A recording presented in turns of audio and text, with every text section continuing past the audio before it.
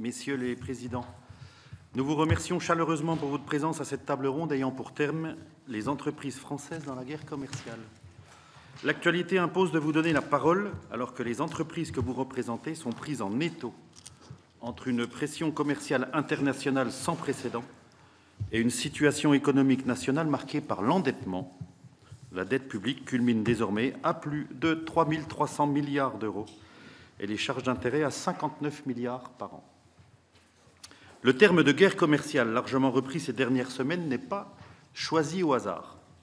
Aujourd'hui, nous ne sommes plus dans une période d'échange ouvert et gouverné uniquement par les lois du marché. Nous sommes entrés dans une ère marquée par le retour de rapports de force géopolitiques, de protectionnisme et d'une concurrence sur les plans tarifaires, technologiques et industriels. Le mercredi 2 avril, Donald Trump annonçait de nouveaux droits de douane qu'il entendait imposer aux importations en provenance de 185 pays, avec des taux allant jusqu'à 145% sur les importations chinoises. Mais les multiples volte-face du président américain font que l'on ne peut même plus compter avec certitude sur les dernières annonces de son administration, précisant que les 10% de droits de douane seraient finalement un plafond et non un plancher pour l'Union européenne. Si la technique pouvait faire que le micro ne résonne pas comme ça serait bien. Merci. L'Asie, devenue en quelques décennies un géant économique qui impose ses normes à l'Europe, va devoir trouver de nouveaux débouchés dans cette guerre commerciale.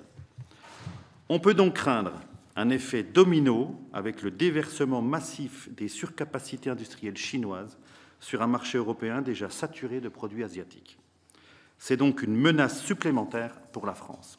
La ministre déléguée chargée du commerce, de l'artisanat et des PME, Véronique Louwagie, nous indiquait déjà le 10 avril dernier que 28 000 entreprises sont directement concernées par ces mesures tarifaires, dont 40% réalisent plus de la moitié de leur chiffre d'affaires à l'exportation. Mais en réalité, elle estime que 48 000 entreprises seront affectées, avec un impact qui varie selon les secteurs d'activité. Heureusement, nous disposons d'atouts en France. Je pense par exemple au capital humain que sont nos ingénieurs, ouvriers qualifiés, chercheurs. Je pense par exemple à notre base industrielle et technologique de défense ou encore au savoir-faire français reconnu dans le monde entier. Dans l'agroalimentaire, le luxe, l'aéronautique, les technologies vertes, nos entreprises incarnent notre capacité à exister dans un monde hyper concurrentiel. Cependant, nous sommes aujourd'hui à un tournant. Soit nous nous mobilisons pour favoriser la compétitivité et la rentabilité de nos entreprises, soit nous nous trompons d'objectif et alors nous aurons rapidement cette guerre et devrons en subir les conséquences en termes de dépendance, de rentabilité et d'emploi. La menace ne vient pas toujours de l'extérieur. Quand j'entends le ministre de l'Économie dire que, je cite, « les entreprises devront accepter d'être moins rentables », j'y vois une menace interne.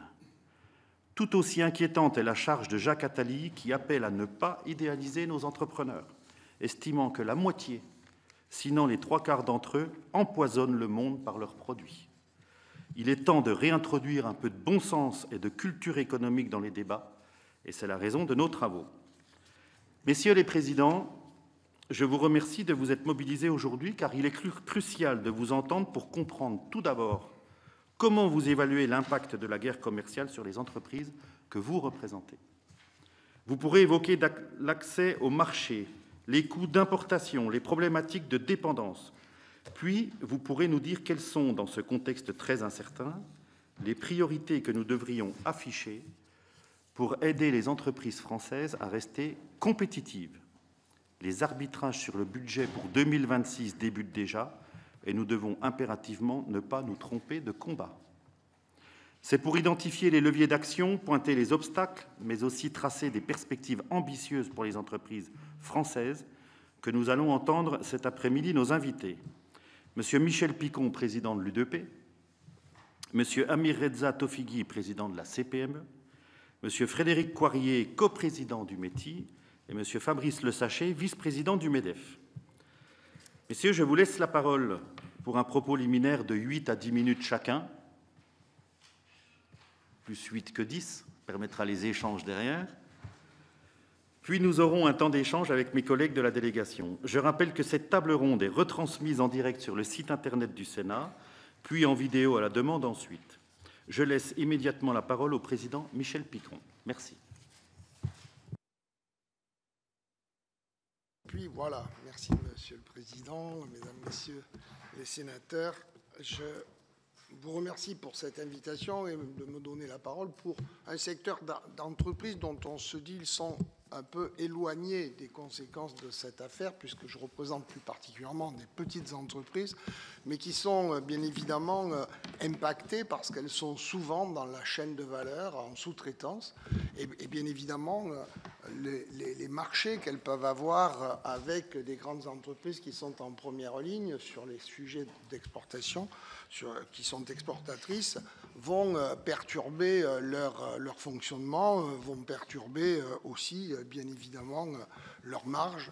Et elles ont beaucoup d'inquiétudes. Il y a dans les petites entreprises aussi un certain nombre de secteurs, des secteurs de pointe, souvent dans l'artisanat d'art, mais je voudrais faire part ici du secteur de la facture d'instruments de musique, où la France est un pays qui exporte beaucoup, et notamment aux États-Unis pour beaucoup de ces entreprises. Alors ce sont des instruments à vent ou à cordes, et il y a un véritable problème parce qu'ils sont frappés bien évidemment par les 20 qui sont devenus 10, mais c'est tout de même 10%, avec des marchés qui sont compromis. J'avais un chiffre sur cette facture des instruments de musique, c'est 220 millions d'euros d'activité et plus de 20%, 26% sont exportés sur les États-Unis. Et on a comme ça un certain nombre d'entreprises qui vont se retrouver sur des secteurs bien particuliers en difficulté face à cette folie du président américain. Moi, je voudrais dire que nous l'avons salué, l'action menée par le gouvernement, l'association que Madame la ministre, le ministre de l'économie et des finances, mais aussi la ministre déléguée chargée du commerce et de l'artisanat, a mené avec nous en nous associant dès le premier jour par des échanges réguliers et de nature tout de même à rendre cet environnement un peu anxiogène, à le rendre un peu plus paisible. Et moi, je salue la sollicitation de la DGCCRF. Dans ces quelques mots préliminaires, ce que je voudrais dire, c'est que nous sommes inquiets sur la fermeture du marché américain aux Chinois, quand on sait le nombre de produits et la massification de ces colis à moins de 150 € qui ont plié de nombreux de nos petits commerces, qui leur font une concurrence terrible. Je parle non seulement des commerces de vêtements, mais aussi de drogueries, d'accessoires divers. Et donc on a vraiment, oui, là, une grande inquiétude pour ceux qui arrivent encore à s'en sortir, parce que quel va être l'envahissement supplémentaire que l'on va avoir avec le marché chinois, qui cherchera bien évidemment à écouler ce qu'il ne peut plus écouler aux États-Unis. Donc c'est urgent de se pencher là-dessus, et je sais que le gouvernement travaille à trouver des parades à cet envahissement de produits. Il y a bien évidemment aussi ces échanges à travers le Conseil des entreprises et à travers des réunions. Il y en a une autre prochainement qui est programmée sur les remontées du terrain, et on fait remonter régulièrement toutes les entreprises ou les secteurs d'activité qui nous font part de leurs difficultés. Nous pensons que la réponse, évidemment, première, elle est européenne, que la France seule aura du mal à pouvoir résister face à ces mesures, vous le disiez tout à l'heure, Président, dont on ne sait pas si elles vont aller au terme, si elles vont s'aggraver, si elles vont changer. Les choses sont tellement incertaines avec le président chinois. Et donc, nous avons bien sûr le besoin d'être associés de très près à tout ce qui se passe pour qu'on puisse réagir. les entreprises, vous le savez, nos petites entreprises, elles se relèvent difficilement dans la situation actuelle de plusieurs crises. Une crise sanitaire dans laquelle elles ont dû s'endetter, souvent pour faire face à leurs difficultés. Ça a été suivi d'une crise sur le coût de l'énergie, le coût des matières premières. Les marges se sont comprimées et nous avons déjà échangé là-dessus sur le nombre d'entreprises qui étaient défaillantes. Et tout cela reste inquiétant, y compris sur le premier trimestre 2025. Ce n'est pas encore les effets de la politique douanière et des mesures prises par les États-Unis, je pense, pour le tissu économique de notre pays. Mais en tout cas, il est à craindre que ça rajoutera à une difficulté. La trajectoire de défaillance des entreprises, elle ne faiblit pas, elle continue doucement à croître. On a les résultats du premier trimestre 2025, aussi bien par l'INSEE que par l'AGS, l'Association de garantie des salaires, et malheureusement, les défaillances continuent, particulièrement dans le bâtiment. Voilà, je ne vais pas rallonger beaucoup plus, on discutera, je répondrai plus précisément à vos questions. Vous dire tout de même que les entreprises qui sont en B2B, donc dans la chaîne de valeur, oui, il y aura un impact qui touchera le tissu des 92% des petites entreprises de notre pays. Et puis, d'une manière générique, comme tout événement, tout cela inquiète les Français. Et quand ça inquiète les Français, ça impacte sur leur consommation, ça impacte sur le business quotidien, même quand il est en B2C et que les gens ne sont pas vraiment confrontés à ces difficultés d'exportation. Ça pèse et ça pèsera, je le crains, sur leur activité. Voilà, Monsieur le Président, ce que je peux vous donner en quelques mots préliminaires. Merci, Monsieur le Président. On va donner la parole à Monsieur le Président Reza Tofighi. Merci, Monsieur le Président, Mesdames, Messieurs les sénateurs. Je vous remercie pour l'invitation, pour venir échanger sur ce sujet d'importance pour nos entreprises. Alors, les tensions commerciales aujourd'hui entre grandes puissances ne sont plus juste un simple affrontement tarifaire. Elles deviennent une recomposition brutale de l'ordre économique mondial. Et elles nous questionnent aussi sur les choix qu'on a faits depuis maintenant de nombreuses années. Et donc derrière les décisions politiques internationales, on parle d'emploi, de savoir-faire et d'un modèle social européen qui est mis sous pression. Et d'un choix qu'on a fait qui a été depuis toujours de privilégier le consommateur plutôt que le producteur et plutôt que l'entreprise. Et donc on voit bien qu'aujourd'hui, le consommateur peut y gagner à court terme, mais demain, en tant que citoyen, est-ce qu'il sera gagnant lorsqu'on aura une économie déstabilisée? Donc j'aimerais profiter de cette prise de parole pour dépasser le sujet de la guerre commerciale et de parler plus globalement de notre ambition en tant qu'économie européenne, entreprise française. Est-ce qu'on veut être une nation et un continent de producteurs ou juste un continent qui consommera des produits venant de l'étranger? Et donc pour ça, il faut trois priorités: protéger, se protéger, développer et renforcer. Alors protéger, c'est déjà la première exigence. Se protéger contre une concurrence déloyale et des distorsions de marché. Donc plusieurs mesures concrètes. Déjà, mieux contrôler les importations hors de l'Union européenne. Hier, pendant les assises de la politique commerciale, un exemple qui a été donné par le ministre du Commerce extérieur. Aujourd'hui, on sait que beaucoup de viande qui vient du Canada ne respecte pas les normes sanitaires européennes. Voilà, mais on ne fait rien. Et en fait, on a en permanence des exemples comme ça où on se met plein de contraintes, mais on ne s'assure pas que les produits qu'on importe respectent les règles. Et donc ça, c'est à chaque fois pour les entreprises européennes et les entreprises françaises une concurrence déloyale qui n'est pas comprise. Ensuite, renforcer le contrôle des plateformes étrangères, des plateformes notamment, donc Temu, Shein, toutes ces plateformes à bas coût. Vous avez sûrement pu entendre aujourd'hui le ministre de l'économie qui disait qu'on allait mettre des frais administratifs, le temps d'avoir l'exemption douanière de moins de 150 € qui disparaîtrait dans 2 ans, des frais de quelques euros. Enfin, je veux dire, là, on est complètement à côté de la plaque, là, en fait. Mais vraiment, je vous le dis, parce qu'on a les Américains qui nous mettent des frais administratifs de 100 $ et qui, en gros, ont compris que s'ils laissaient faire, en gros, ce serait la mort de nombreux commerces américains. Et nous, il nous faut 2 ans pour faire supprimer l'exemption douanière, et donc on met des frais de quelques euros. Mais moi, je vous dis, dans 2 ou 3 ans, on va faire une commission d'enquête pour savoir pourquoi on a tué notre commerce en France. Mais vraiment. Si on n'est pas prêt à réagir, si on n'est pas capable de prendre des décisions rapides et des décisions impactantes, moi, je ne dis pas que Trump, il fait des bonnes choses, mais en tout cas, il y a un truc qu'il a fait, c'est qu'il a su prendre au moins des décisions rapides sur ce point-là. Et nous, il nous faut 2 ans. Voilà. Donc si l'Union européenne, c'est ça, il ne faut pas s'étonner d'ailleurs que les entreprises, elles ne s'y retrouvent plus.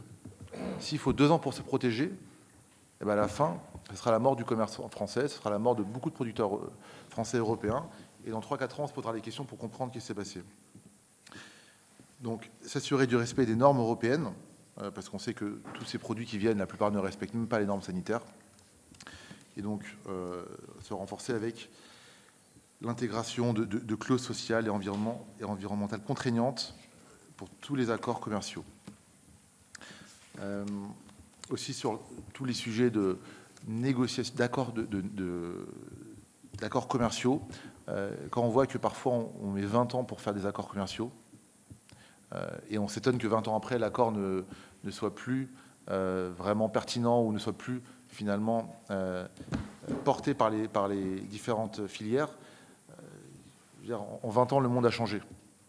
Et donc, il faut aussi être beaucoup plus agile et se rendre compte que aujourd'hui, il faut être dans une économie où on ne peut pas mettre des années pour définir des accords qui finalement ne sont même plus pertinents. Ensuite, il faut permettre aux entreprises de se développer. Et donc pour ça, déjà, on a à travers les marchés publics, on a la capacité à permettre aux entreprises françaises, aux entreprises européennes de se développer et donc de privilégier le Made in France. Moi, j'ai toujours été Made in France et Made in Europe. Je suis toujours étonné que on n'utilise pas assez ce levier économique pour développer l'économie et que pour des choix de coûts, on a souvent perdu notre souveraineté numérique et perdu notre souveraineté économique. Mieux accompagner les PME à l'export, ça c'est notre travail bien évidemment nous en tant qu'organisation patronale, mais aussi comment l'État à travers les différents outils existants peut mieux accompagner les entreprises pour l'export. Donc c'est tous ces sujets qui permettront de faire en sorte que les entreprises françaises se développent davantage à l'international. Et enfin, renforcer la compétitivité. Donc ça, c'est un sujet qui est majeur. Et la bonne nouvelle, c'est qu'il ne dépend que de nous, Français. Alors, il dépend aussi de l'Union européenne, mais déjà, si on rattrape nos amis européens, on sera déjà très content. Monsieur le Président, vous avez parlé tout à l'heure du débat sur la dette, et ça va être un sujet qui va être très, très important pour nous. Aujourd'hui, si on prend par exemple les impôts de production, on est 6 fois ceux de l'Allemagne, on est 2 fois la moyenne européenne. Et pourtant, on a l'impression que lorsqu'on dit qu'il faut continuer à les baisser, c'est comme si on commandait de l'aide. Et donc, c'est incompréhensible en fait. On joue dans un marché européen et un marché mondial, mais pas avec les mêmes règles, avec des boulets aux pieds. Et on s'étonne ensuite que nos entreprises n'ont pas les moyens de se développer. On joue dans un pays où on a les prélèvements obligatoires les plus importants de l'Union européenne, on joue dans un pays où la dépense publique est la plus importante, où les impôts de production sont les plus élevés, où le niveau de charge fait partie des plus élevés. Et ensuite, on s'étonne que nos entreprises ont du mal à se développer, qu'on a des défaillances qui augmentent fortement, et en plus, on n'est pas capable de les protéger. Et ça, c'est inentendable. Donc oui, il y a un vrai sujet sur la compétitivité aujourd'hui. Le sujet du budget 2026 est capital. Est-ce qu'on a un budget courageux où on permet à l'économie de se développer, où on fait des vraies économies dans la dépense publique et on permet demain aux entreprises de recruter? Et je rappelle aujourd'hui que notre modèle social, il tient que parce qu'il y a des entreprises qui le financent. Ou alors on fait encore une fois un budget qui sera un budget d'augmentation d'impôts et il ne faudra pas s'étonner que 2026 sera pas meilleur que 2025, qui est déjà pire que 2024 potentiellement. Merci beaucoup. Merci, Monsieur le Président. Je donne la parole à Monsieur Le Sachet, vice-président du MEDEF. Merci. Merci, Monsieur le Président, Madame les sénatrices, Messieurs les sénateurs. Merci de votre invitation. Le sujet que vous avez mis à l'ordre du jour n'est pas nouveau. Certes, la situation internationale le rend plus aiguë, plus anxiogène, mais les forces qui travaillent le monde, s'agissant du commerce international, le travaillent depuis maintenant plus d'une décennie. Si on prend la bascule américaine, c'est tout ce qui nous remonte des entreprises, elle n'est pas nouvelle. L'exigence de réindustrialisation ne date pas de l'administration Trump II. Le protectionnisme américain, l'extraterritorialité américaine n'est pas nouvelle. La fixation et la cristallisation par rapport à la Chine n'est pas nouvelle. Je vous rappelle quand même que c'est sous l'administration d'Obama que les marchés publics ont été quasiment refermés lorsqu'on a souhaité qu'ils soient ouverts. Sous l'administration Biden, on a eu la version de la carotte, si j'ose dire, avec l'IRA, très puissante, qui, avec les effets de levier, ont conduit à quasiment 1 000 milliards de dollars d'aide pour les entreprises, pour qu'elles s'implantent aux États-Unis, les États-Unis bénéficiant en plus d'un contexte du prix de l'énergie extrêmement peu cher, au moment où la guerre en Ukraine a conduit les entreprises européennes à faire face à un prix de l'énergie très cher. On a même vu des missions commerciales des États-Unis en 2022, en 2023, qui vantaient tout l'intérêt de s'installer, pour certaines au Texas, pour d'autres dans tel ou tel État, avec des arguments tout à fait fondés. Un tiers de la consommation mondiale aux États-Unis, je le rappelle, des marchés financiers très développés, qui, comme le rapport Draghi l'a souligné, aspirent chaque année 300 milliards d'euros d'épargne européenne, parce que dans ces histoires de commerce international, on oublie très souvent les services, on oublie très souvent les flux financiers, on oublie très souvent les chaînes de valeur, les prix de transfert, on oublie très souvent les investissements et on se concentre sur les biens manufacturés qui sont extrêmement importants, mais il n'y a pas que les biens manufacturés. D'ailleurs, si les États-Unis d'Amérique utilisaient des métriques un peu différentes pour parler à l'Union européenne, ils constateraient qu'en matière commerciale, ils dégagent des excédents. Ils aspirent l'épargne, je l'ai dit. Ils ont un excédent de plus de 100 milliards sur les services. Sur les biens manufacturés, ils ont un déficit de 150 milliards. Néanmoins, ils ont beaucoup d'investissements en Europe. En Europe, ils ont quasiment, je ne dirais pas un monopole financier, mais ils ont, en matière de capital investissement, une puissance de frappe que nous n'avons pas. Et le marché européen, l'accès au marché européen, c'est un bien extrêmement précieux et c'est un rapport de force. Et il faut conditionner l'accès au marché européen aussi à des choses qui nous intéressent. Je dirais que ce mouvement américain qu'on a constaté, il date à peu près de la fin de l'ère Clinton. À partir du moment où les organisations internationales étaient moins sous influence domination américaine, on le voit avec la Chine qui est rentrée à l'OMC, qui n'a pas joué avec toutes les règles du jeu. On le voit avec un certain nombre d'évolutions. À la Banque mondiale, 80% des financements sont attribués à des entreprises chinoises qui a le don de crisper les Américains. On sent ce retrait, cette velléité d'avoir, je dirais, des règles unilatérales, et on le voit avec l'extraterritorialité et les amendes que nos entreprises ont eu à payer. La stratégie chinoise n'est pas non plus nouvelle. La production massive pour les exportations ne date pas du ralentissement de la consommation intérieure en Chine. C'est une stratégie qui a été d'ailleurs extrêmement claire et publique, puisqu'elle est annoncée dans le cadre des discours qui ont lieu à fréquence régulière. La montée en gamme aussi, on l'a bien vu, de la Chine. C'était explicité dans tous les plans quinquennaux, décennaux. Je ne sais pas à combien de temps ils font des plans, mais jusqu'à 2050. Et donc c'était extrêmement clair. Les subventions, notamment sur les infrastructures avec Exim Bank, qu'on voit beaucoup en Afrique.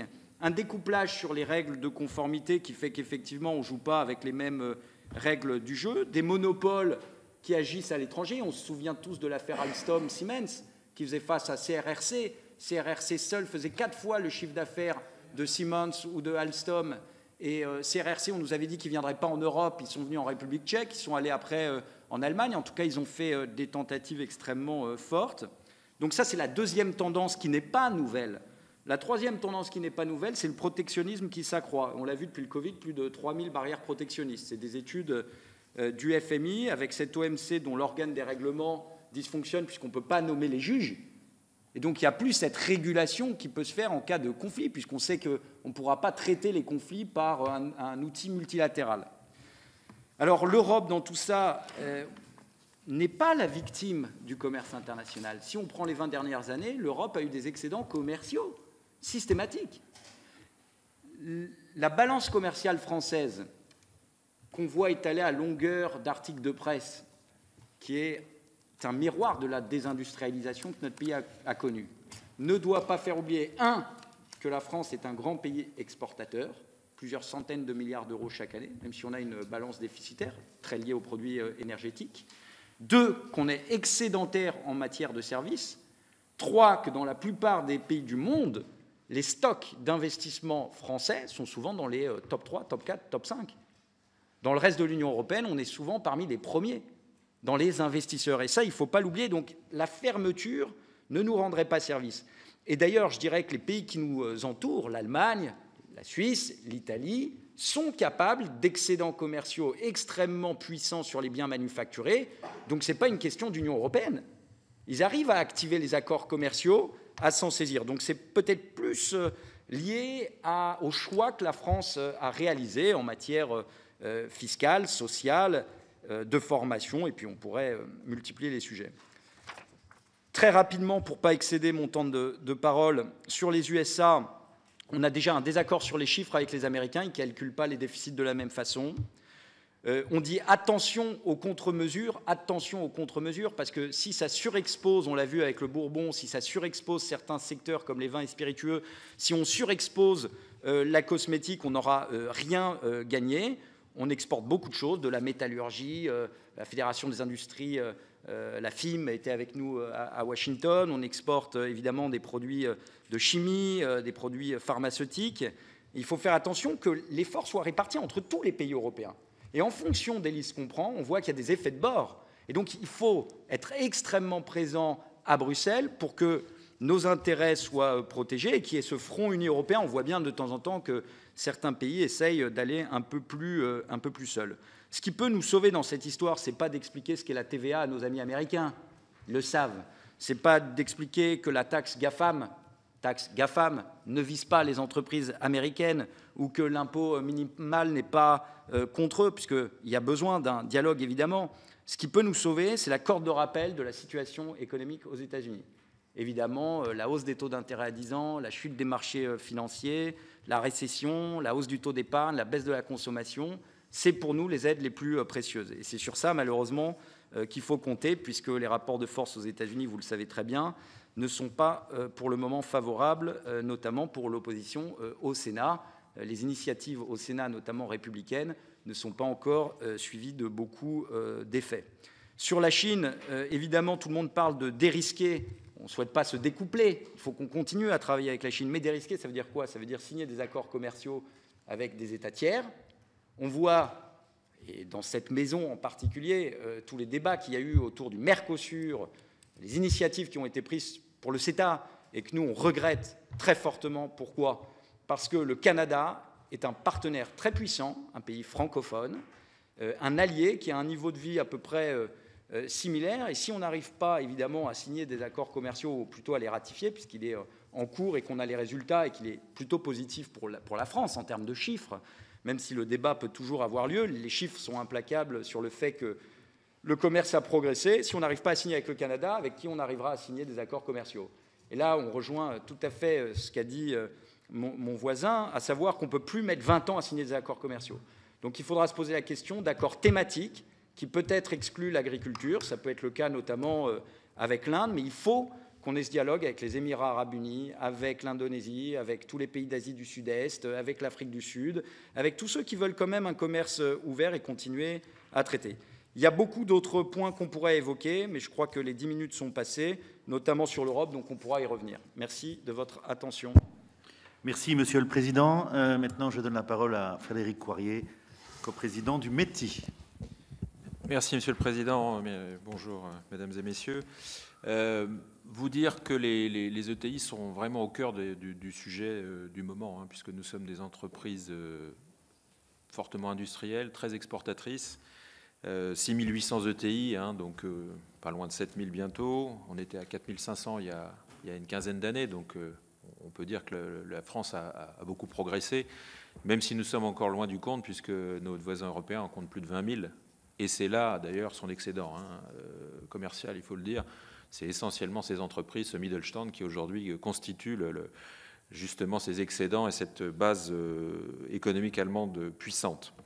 La France est donc ETIsée, si on peut dire. Il y a certains rapports, notamment Clément Beaune, qui montrent que notre pays a renforcé sa base, qui reste atrophiée malgré tout, mais elle représente 25% de l'emploi salarié, plus d'un tiers de l'export, et un export made in France, pour beaucoup. Donc c'est ça qui est aussi important, c'est que c'est de la transformation dans nos territoires. 86% des ETI exportent. Je vous rappelle qu'elles sont présentes sur l'ensemble du territoire, 70% des sites étant hors d'Île-de-France. Et pour beaucoup d'entre elles, la moitié d'entre elles, c'est plus de 50% du chiffre d'affaires. Donc c'est un élément vital. L'ouverture des marchés, au-delà des États-Unis, plus largement l'export, c'est très important. On compte dans nos ETI plusieurs centaines de champions européens et mondiaux qui d'ailleurs, soit sont présentes en tant que marque directement, mais très souvent font partie de chaînes de valeur de secteurs industriels clés que vous donniez tout à l'heure, Monsieur le Président, comme l'aéronautique, comme le luxe, etc. Ces secteurs-là ne vivraient pas sans avoir cette base industrielle et ces ETI qui constituent leur squelette. 90% des ETI ont des implantations à l'étranger, beaucoup d'ailleurs aux États-Unis. Il faut savoir que les États-Unis, c'est pour 50% des ETI le premier ou le second marché. Donc c'est assez vital. L'Europe restant le premier marché en tant que tel, mais en tant que marché individuel, les États-Unis sont assez vitales pour beaucoup de nos entreprises.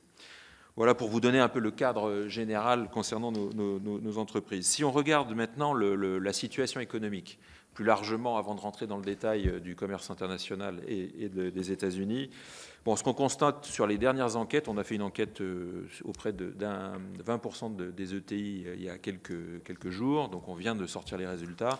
Grosso modo, vous avez à peu près la moitié des entreprises qui ont une baisse d'activité et une baisse de rentabilité. Il n'y a que 13% des ETI aujourd'hui qui ont un carnet de commandes supérieur à l'année dernière. Que 13%. Donc ça veut dire que 87% ont soit une stabilité, mais la plupart d'entre elles ont plutôt une baisse d'activité.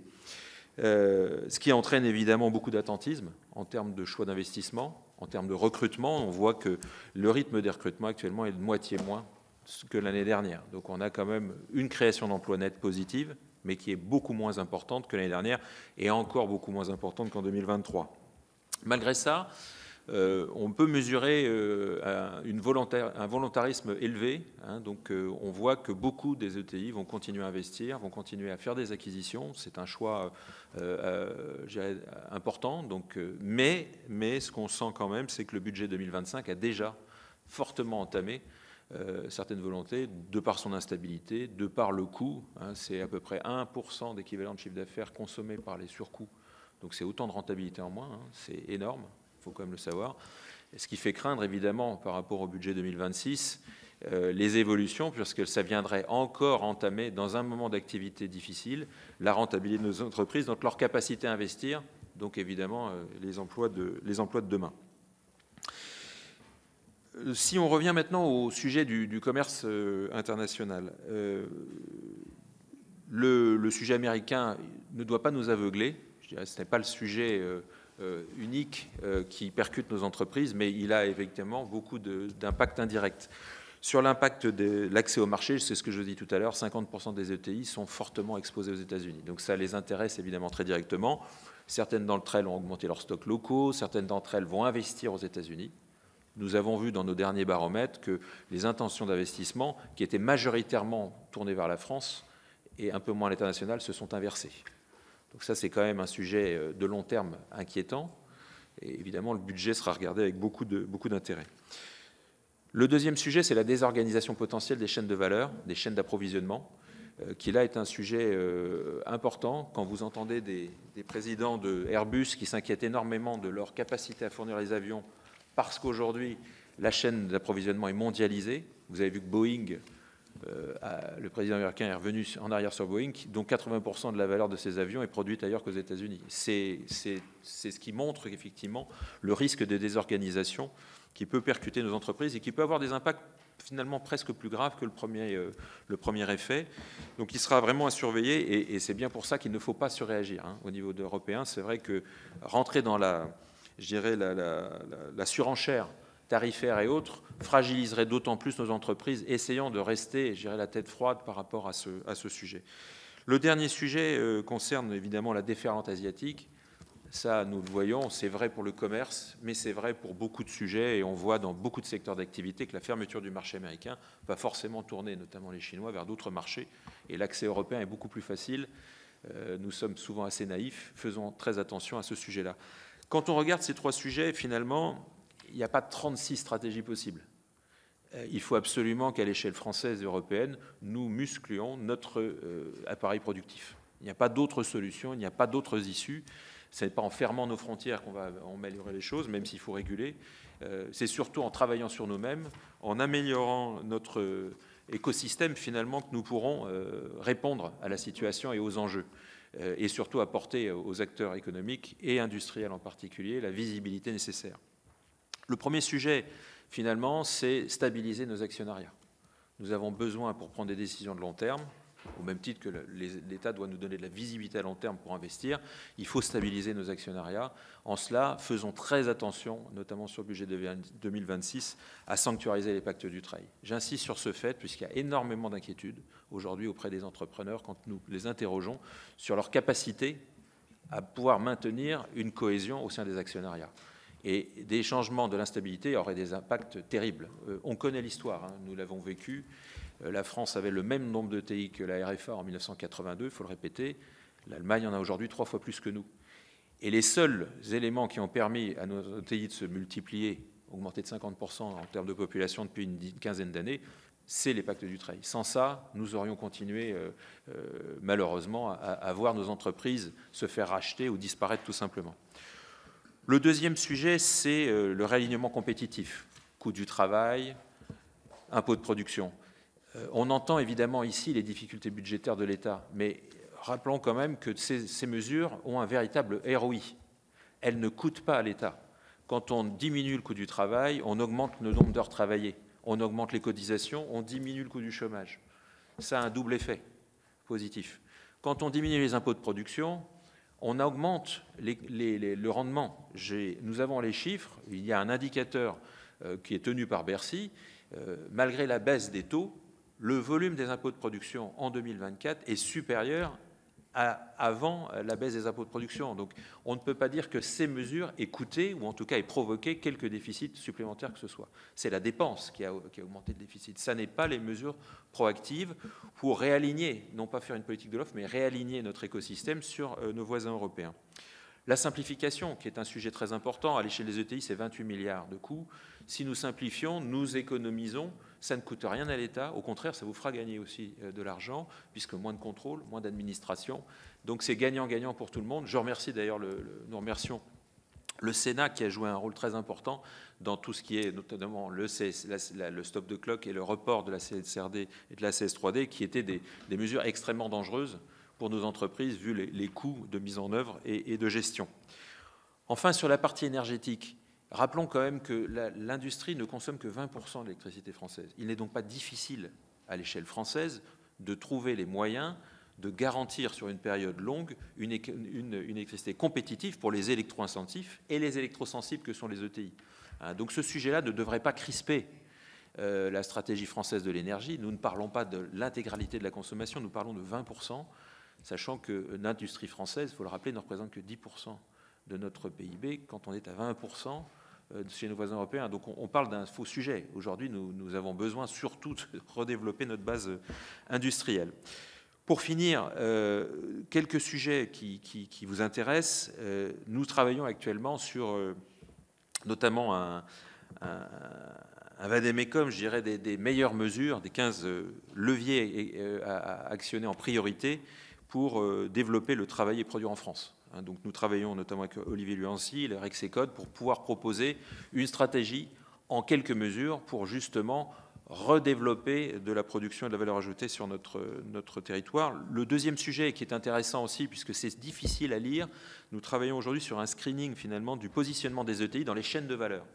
Chaînes de valeur de secteurs qui nous intéressent beaucoup. On parlait notamment de l'énergie, de la mobilité, du numérique, de la santé, de la défense, peut-être même du luxe, pour montrer finalement les interactions et comment elles impactent, puisqu'aujourd'hui, nous avons dans un certain nombre de secteurs, je parle même du luxe, on pense que le luxe est aujourd'hui sanctuarisé, protégé, nous avons aujourd'hui des ETI de luxe qui sont en difficulté. Et leurs difficultés mettent aussi en difficulté les donneurs d'ordre, L'Oréal, LVMH, etc., qui pourraient être impactés. Donc nous avons intérêt à avoir une bonne lecture.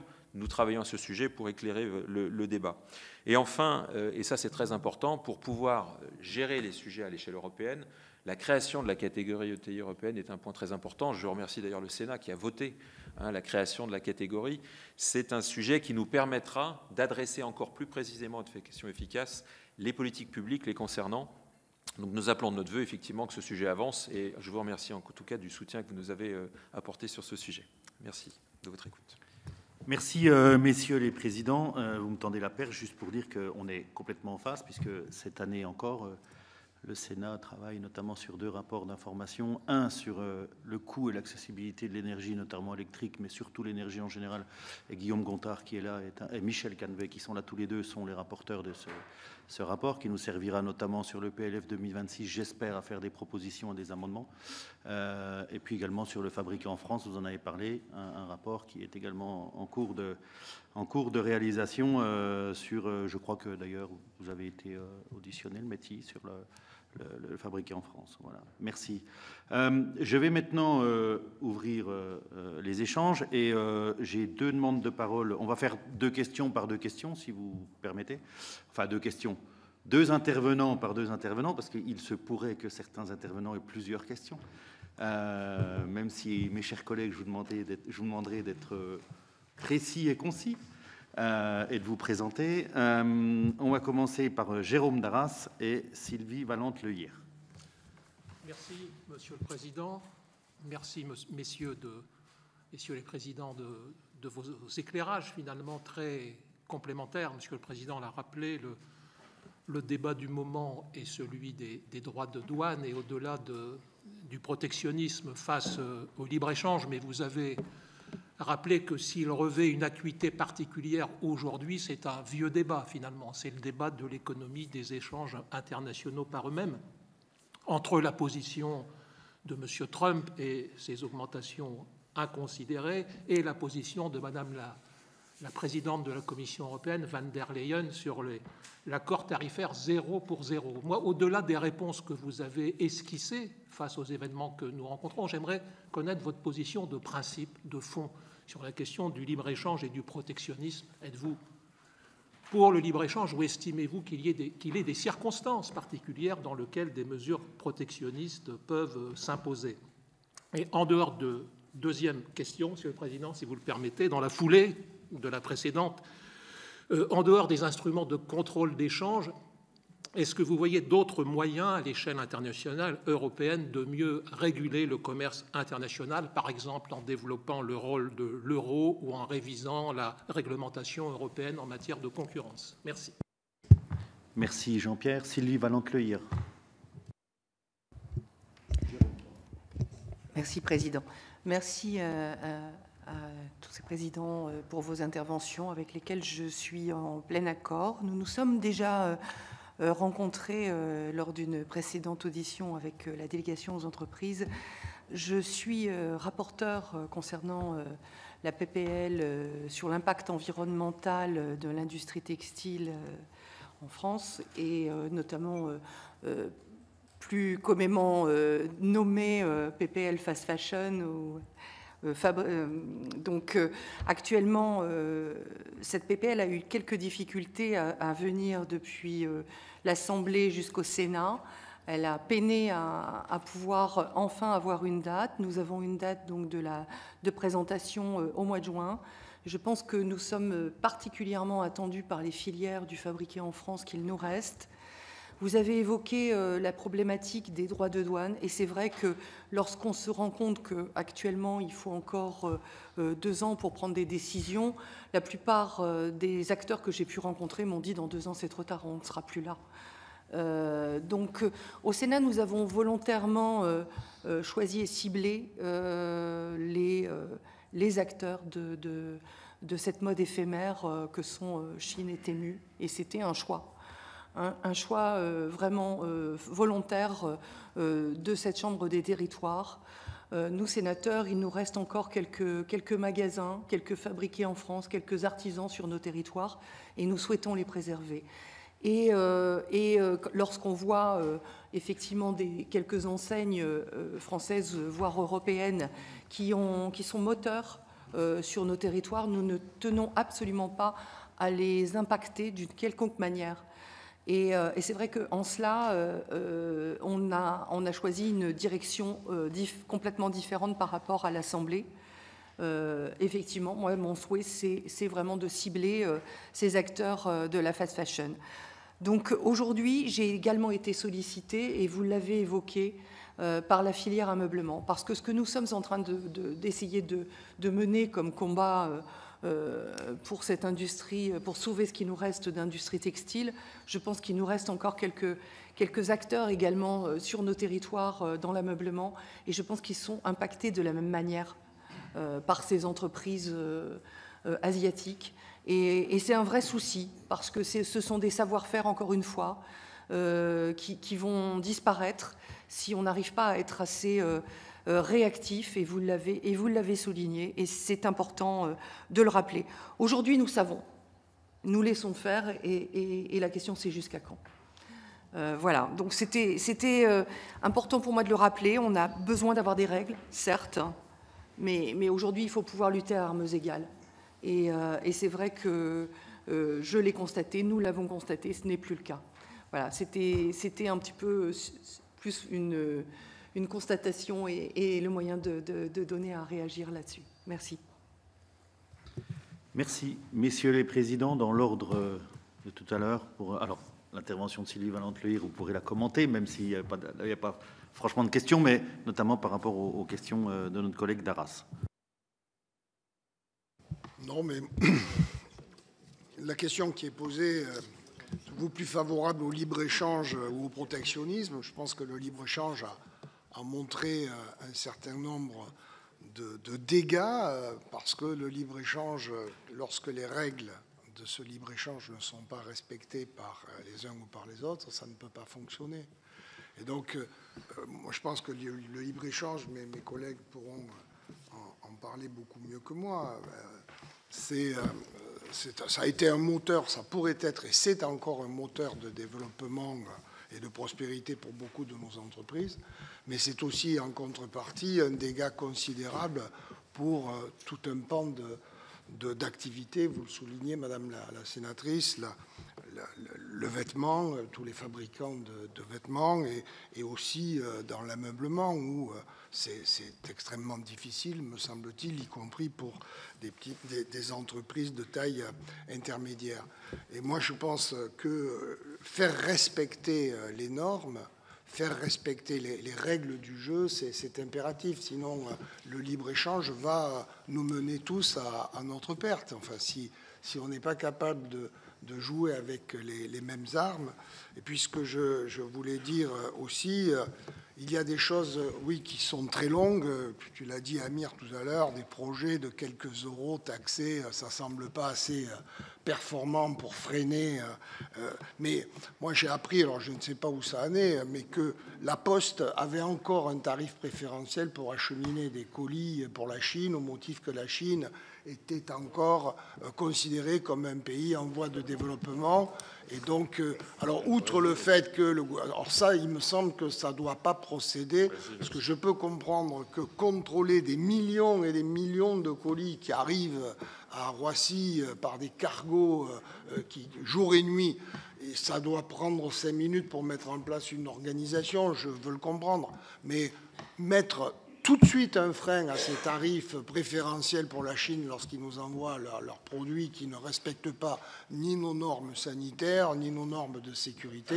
Je ne parle pas des guirlandes de Noël, moi je suis assureur, et on n'arrêtait pas de dire à nos clients, arrêtez d'acheter des guirlandes pas chères là, qui clignotent ou qui font je ne sais trop quoi, parce que vous allez mettre le feu à votre maison. Ce sont des produits qui sont extrêmement dangereux pour les consommateurs.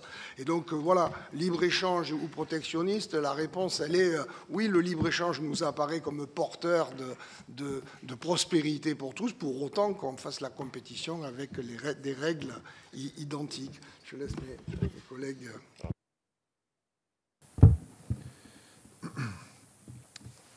Oui, pour compléter, mais je suis d'accord avec ce que dit Michel, c'est que en fait, le libre-échange, c'est super quand on joue les mêmes règles. Mais quand on n'a pas les mêmes normes sociales, environnementales, ben là, c'est plus pareil. Donc le libre-échange est une chance, mais pour ça, il faut vraiment qu'on ait une vraie logique de dire, voilà les normes sociales et environnementales, elles doivent être les mêmes pour ceux qui importent les produits en Europe. Voilà les conditions sanitaires pour nos produits, voilà les conditions de sécurité pour nos produits. On ne peut pas importer un produit qui ne respecte pas ces règles-là. Après, il y a le sujet du contrôle, parce qu'en fait, le pire, c'est quand on met des règles, mais qu'on ne les contrôle pas. Alors là, c'est encore pire, parce que là, on se dit, c'est vraiment du foutage de gueule. Voilà. Et en gros, là, quand je reprends l'exemple, alors je sais que ce n'est pas une audition sur Temu et Shein, mais lorsqu'on a 800 millions de colis qui arrivent, 800 millions de colis, et qu'on en contrôle quasiment pas, et encore, je pense que c'est beaucoup moins qu'1%. Hein. On parle de 0,0 quelque chose. En fait, même si tous les colis qu'on a contrôlés ne respectent pas la loi, on n'a eu aucun impact. Et donc, sur ça, il faut avoir une logique beaucoup plus forte. C'est de dire, bah, on a peut-être contrôlé 30% des colis. Quoi, on a contrôlé 30% des colis, par exemple, de Temu qui ont été contrôlés, sont aujourd'hui des produits qui ne respectent pas nos normes. Et ben, il faut condamner l'entreprise sur l'équivalent de 30% de tous les colis qu'elle a envoyés. Et c'est là qu'on peut avoir un vrai impact. Sinon, en fait, on est des rigolos, quoi. Vraiment, je vous le dis, on est des rigolos, en fait. Ça veut dire qu'il y a un tel volume de colis qui sont envoyés qu'à la fin, on n'a aucun impact.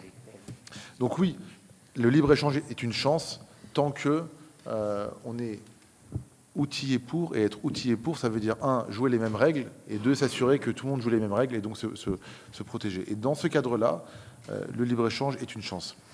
Tout en étant sûr que on ne perd pas notre souveraineté. Et perdre notre souveraineté, ça ne veut pas dire tout faire chez nous. C'est surtout pas ça.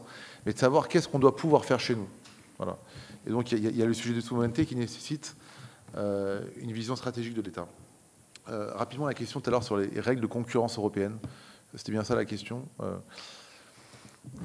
Ça revient un peu à ce que je disais tout à l'heure sur le fait qu'on a toujours mis le consommateur avant... l'intérêt du consommateur a toujours été mis avant l'intérêt du producteur. Et sur les règles de concurrence européenne, on a eu aussi un peu ça, c'est-à-dire qu'en gros, on a préféré ne pas avoir de champion européen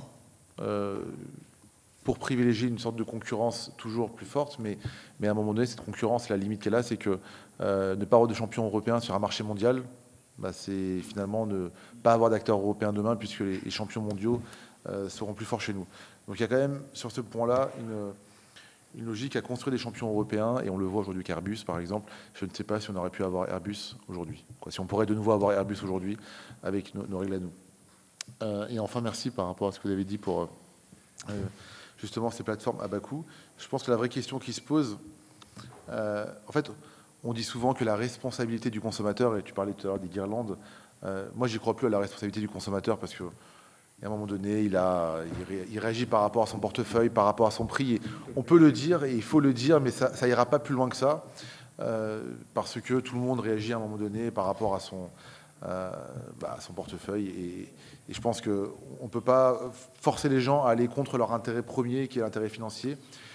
On dit souvent c'est la fin de mois qui prime avant la fin de l'année ou la fin de tout ça, quoi. Donc en gros, la seule possibilité, c'est qu'en effet, on ait une réglementation qui protège notre économie, qui protège nos entreprises. Et pour ça, il faut avoir de la réactivité et de l'agilité. Et c'est ça qui manque aujourd'hui. C'est-à-dire que nous, dans nos entreprises, quand on a une problématique, ben, on la règle tout de suite.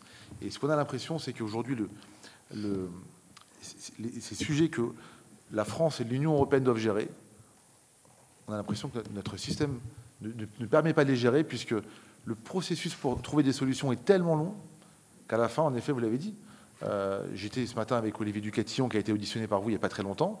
Il me disait, mais moi, je serai mort, en fait, le jour où on aura trouvé les solutions. Et les solutions ne serviront plus à rien. Donc, il faut vraiment se rendre compte qu'aujourd'hui, il faut décider vite et agir vite si on veut encore sauver ces entreprises. Merci beaucoup.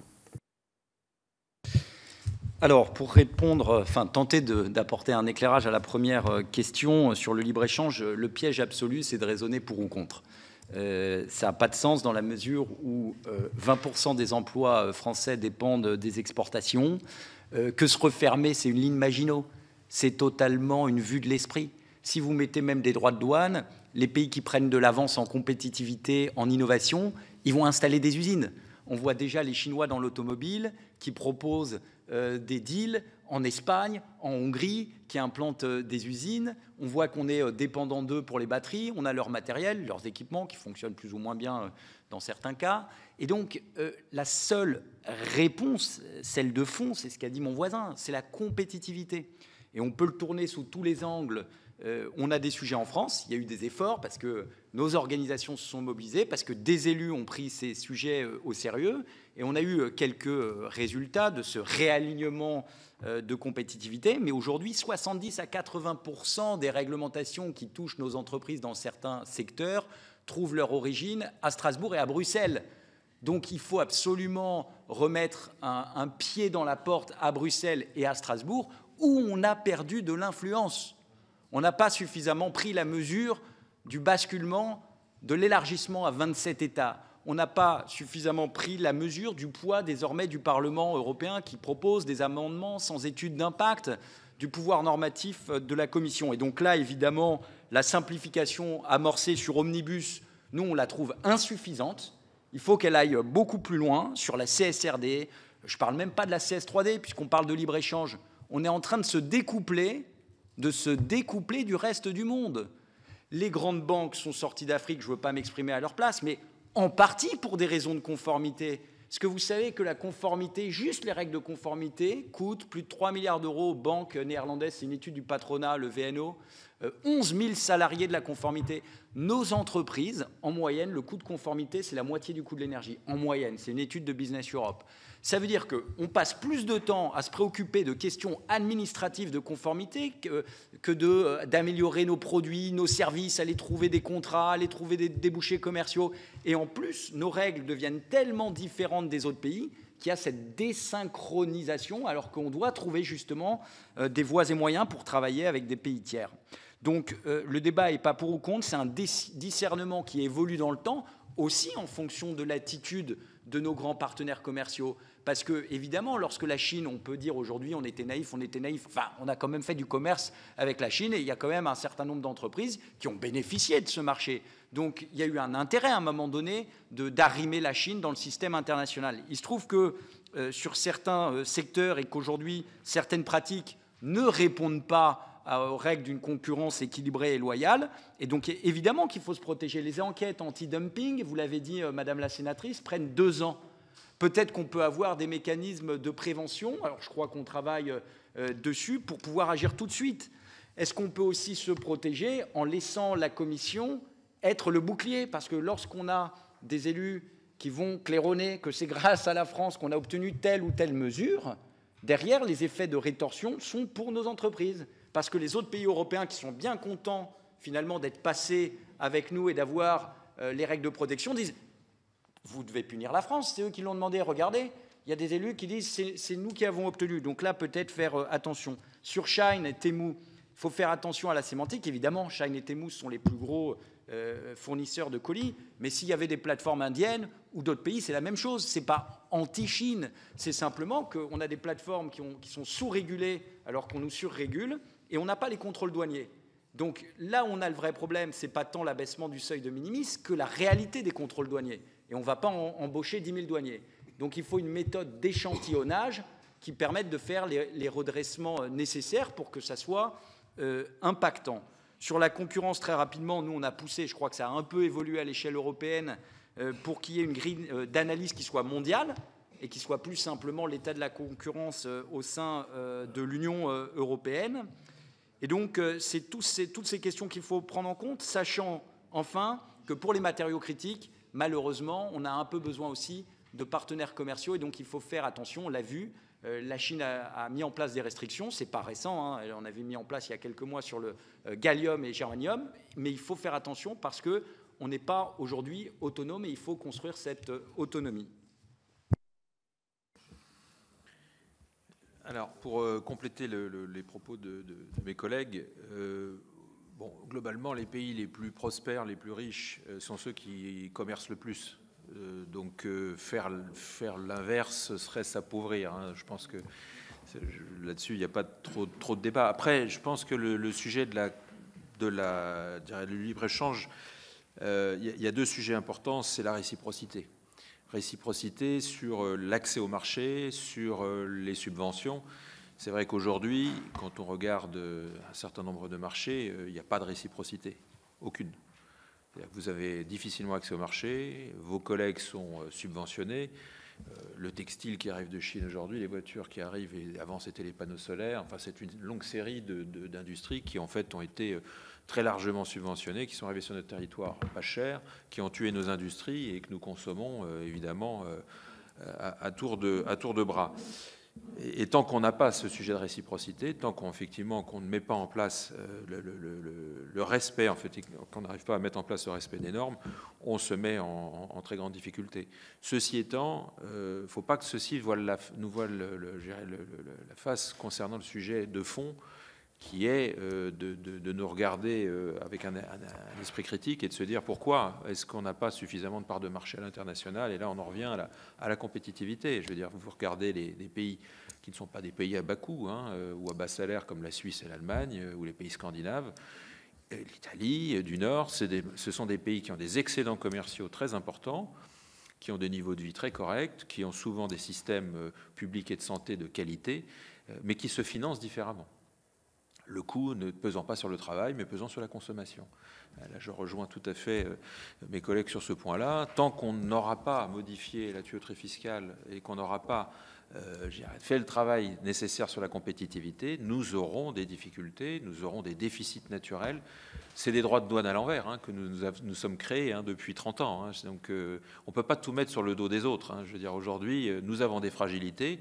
Il y en a une partie qui est liée à une concurrence certainement déloyale, parce que produits subventionnés, parce que marché difficile d'accès, parce que marché public fermé, alors que l'Europe, et c'est à l'échelle européenne que ça va se traiter, pas à l'échelle française, et de ce point de vue-là, beaucoup trop naïve et beaucoup trop ouverte, sachant qu'elle représente quand même 25% du marché mondial, donc elle a un poids, elle peut, si elle est unie, et peut-être aujourd'hui, avons-nous cette chance que les Allemands, qui pendant longtemps refusaient de regarder les choses de la même manière que nous, sont peut-être certainement plus ouverts, plus, je dirais, concernés, voyant que certains pans de leurs industries, notamment en automobile, sont extrêmement fragilisés par la situation de concurrence asiatique.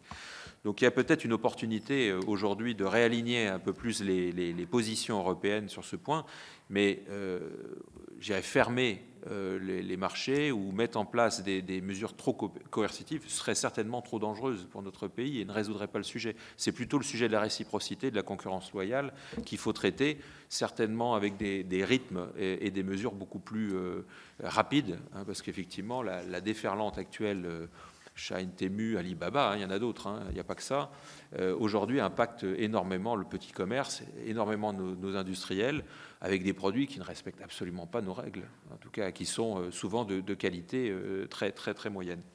Voilà. Mais c'est vrai qu'on ne peut pas mettre sur le dos uniquement des difficultés que nous rencontrons sur de l'importation de produits. C'est aussi, il faut qu'on travaille notre capacité à exporter plus, à nous projeter plus, sachant que nos voisins proches, aujourd'hui, ont des situations commerciales bien plus enviables que la nôtre, avec les mêmes déficits énergétiques que les nôtres, parfois même plus.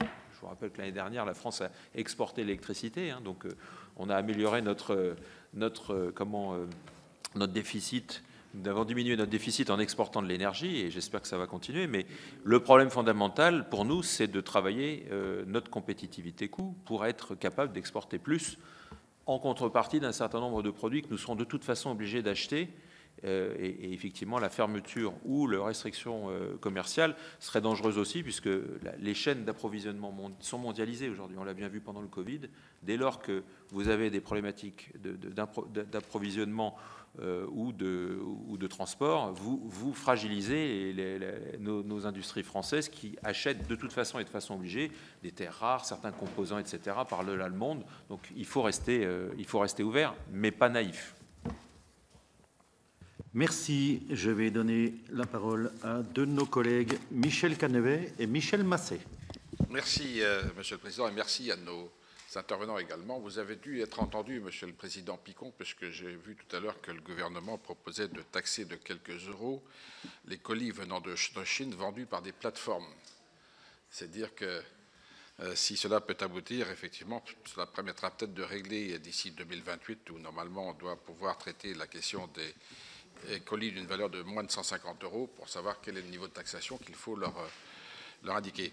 Vous avez évoqué, Monsieur le Président Poirier, tout à l'heure la question de l'importance de muscler effectivement l'appareil productif de notre pays. J'étais un peu en retard à notre réunion parce que je discutais avec Nestlé qui me disait qu'en France, ils avaient calculé l'empreinte économique qui montrait que pour 1 euro de chiffre d'affaires, ils généraient 3,6 euros d'activité sur le territoire, et pour les 10 200 emplois qu'ils ont dans l'industrie pour la partie alimentation, cela génère plus de 50 000 emplois sur le pays. C'est dire effectivement qu'il est nécessaire de muscler l'appareil productif.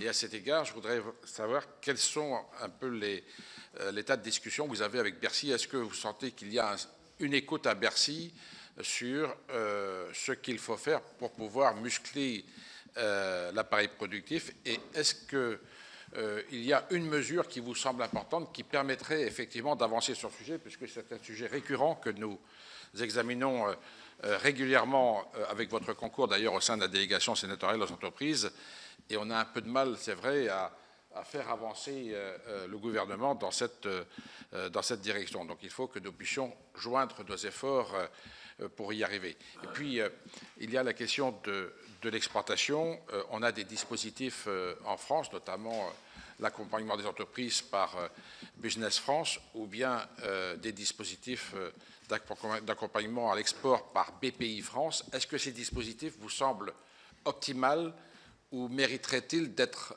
rénovés, accompagnés, modifiés? Enfin, comment percevez-vous ces dispositifs? Est-ce que nous sommes suffisamment efficients pour accompagner nos entreprises à l'exportation?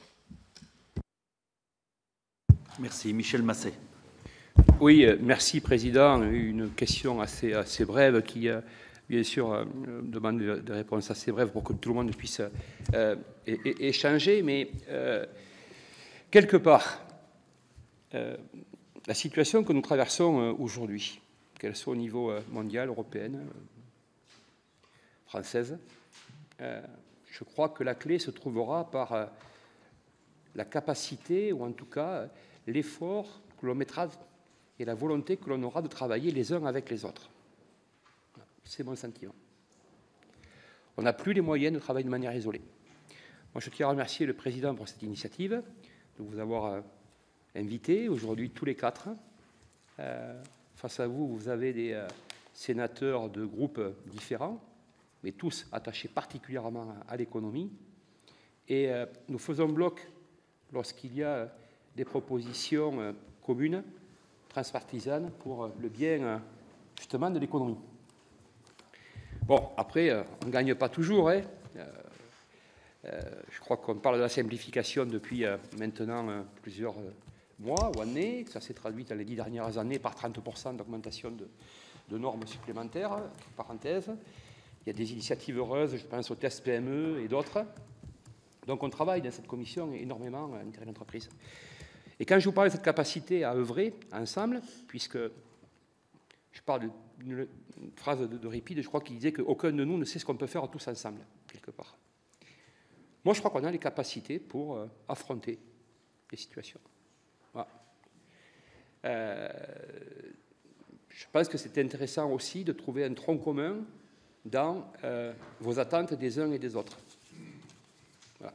Et ça sera à nous, législateurs, de le traduire de la manière la plus efficiente possible pour trouver une issue. J'étais en partie d'accord sur plein de choses que vous avez citées. J'étais dans l'économie aussi, hein, un peu moins maintenant, mais le frein que j'ai trouvé pour moi, c'est celui de la temporalité entre le besoin de l'entreprise et le temps pour légiférer. Ce n'est pas de notre faute, c'est comme ça, on essaie de faire au mieux, mais on voit bien qu'il y a ce décalage qui est important dans un monde qui est en mouvement totalement, dans un mode de consommation qui n'arrête pas de changer tous les jours, et pourtant il faudrait légiférer dans des délais beaucoup plus contraints, chose qui est difficile aujourd'hui. Ça veut dire qu'il faut anticiper des marchés. Et je n'étais pas tout à fait d'accord avec vous, je pense qu'on a un rôle à jouer sur notre mode de consommation, il me semble. Sur des circuits plus courts, peut-être promouvoir différents produits. Je pense qu'on ne peut pas non plus ne pas aborder les conditions de travail, la dimension écologique également. En tout cas, je crois qu'il faut aussi s'interroger sur notre mode de consommation, parce qu'on parlait de China tout à l'heure, mais je crois qu'on n'est qu'au début d'une histoire. Voilà, en tout cas, pour moi, c'est vraiment la capacité que nous avons à œuvrer ensemble. Je rappelle que ce soir, on aura un texte sur les défaillances d'entreprises, on aura un texte ensuite sur la simplification et l'allègement de la charge administrative pesant sur les entreprises. Voilà, c'est régulier, hein, c'est régulier. Mais peut-être qu'un travail commun de vous quatre sur serait une idée, peut-être. Voilà. Messieurs les présidents, alors vous pouvez le faire dans un ordre différent, hein, c'est comme vous voulez. Je vais aller très vite dans mes réponses pour laisser la parole à mes deux camarades. Vous posez la question, qu'est-ce qu'elles ont besoin, les entreprises? Est-ce qu'elles sont écoutées par Bercy? Allez, si je voulais avoir un lieu commun, je dirais pas assez. Pas assez, parce que les choses... Prenons la loi sur la simplification. Ça fait combien de temps qu'on y est dessus, combien de temps qu'on en parle? C'est pas fini. Bon, oui, monsieur le sénateur me dit, et ça m'inquiète encore plus, c'est pas fini. Bon, le temps, vous avez raison, le temps entre nos attentes et la mise en œuvre, alors qu'on est d'accord, et vous avez raison, on peut faire plein de choses ensemble. Mais ensuite, après, on a l'impression que c'est une inertie extrêmement difficile à combattre. Les impôts de production, ça a été dit.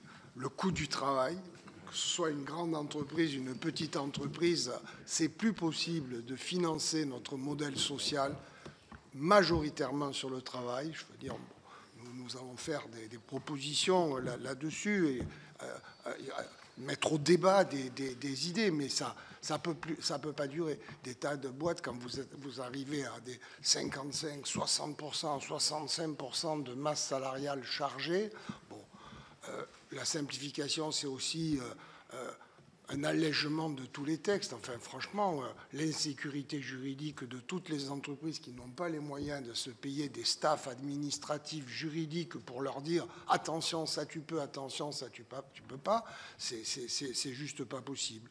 Et puis, BPI France, pour moi, c'est joker, parce que les petites entreprises, je pense qu'ils ont réglé leurs lunettes de tir au-dessus des petites entreprises. BPI France ne connaît pas les petites entreprises. Alors, ils ont probablement des actions positives, mais que nous ne voyons pas vraiment dans les petites entreprises de 11 salariés. Juste une dernière réflexion pour conclure. Vous dites ensemble, on peut faire plein de choses. Oui, ça c'est vrai, et j'en suis complètement convaincu. Moi, il y a quelque chose qui me... au fond, ce problème chinois, ces plateformes, l'envahissement, c'est pas d'aujourd'hui que l'on va dans des grandes surfaces de responsables qui s'étonnent aujourd'hui de la situation, mais les supermarchés, depuis des années, sont remplis de produits chinois. Aujourd'hui, c'est les plateformes, et ils s'énervent d'ailleurs que les plateformes leur fassent une concurrence à ces grands groupes, mais c'est quand même eux qui ont commencé à alimenter la pompe et qui ont habitué les consommateurs à acheter des produits très peu chers en tuant le petit commerce à côté. Donc tout ça, c'est tout. Mais ce que je veux dire, c'est qu'on se pose, et j'espère efficacement, le sujet de la Chine, parce que c'est un vrai danger, par un problème américain. Et au départ, presque on en parle beaucoup moins du problème américain. On ne parle que à partir des positions du président Trump et des droits de douane qu'il nous met. Boum, le débat s'est complètement déplacé sur les relations entre l'Europe, la Chine, et malheureusement, ces distorsions, ces agressions, elles ne sont pas nouvelles. Et si tout cela peut nous amener à trouver ensemble des solutions pour mieux nous protéger de ces invasions, ça sera positif. Enfin, en tout cas, on s'y emploiera avec vous.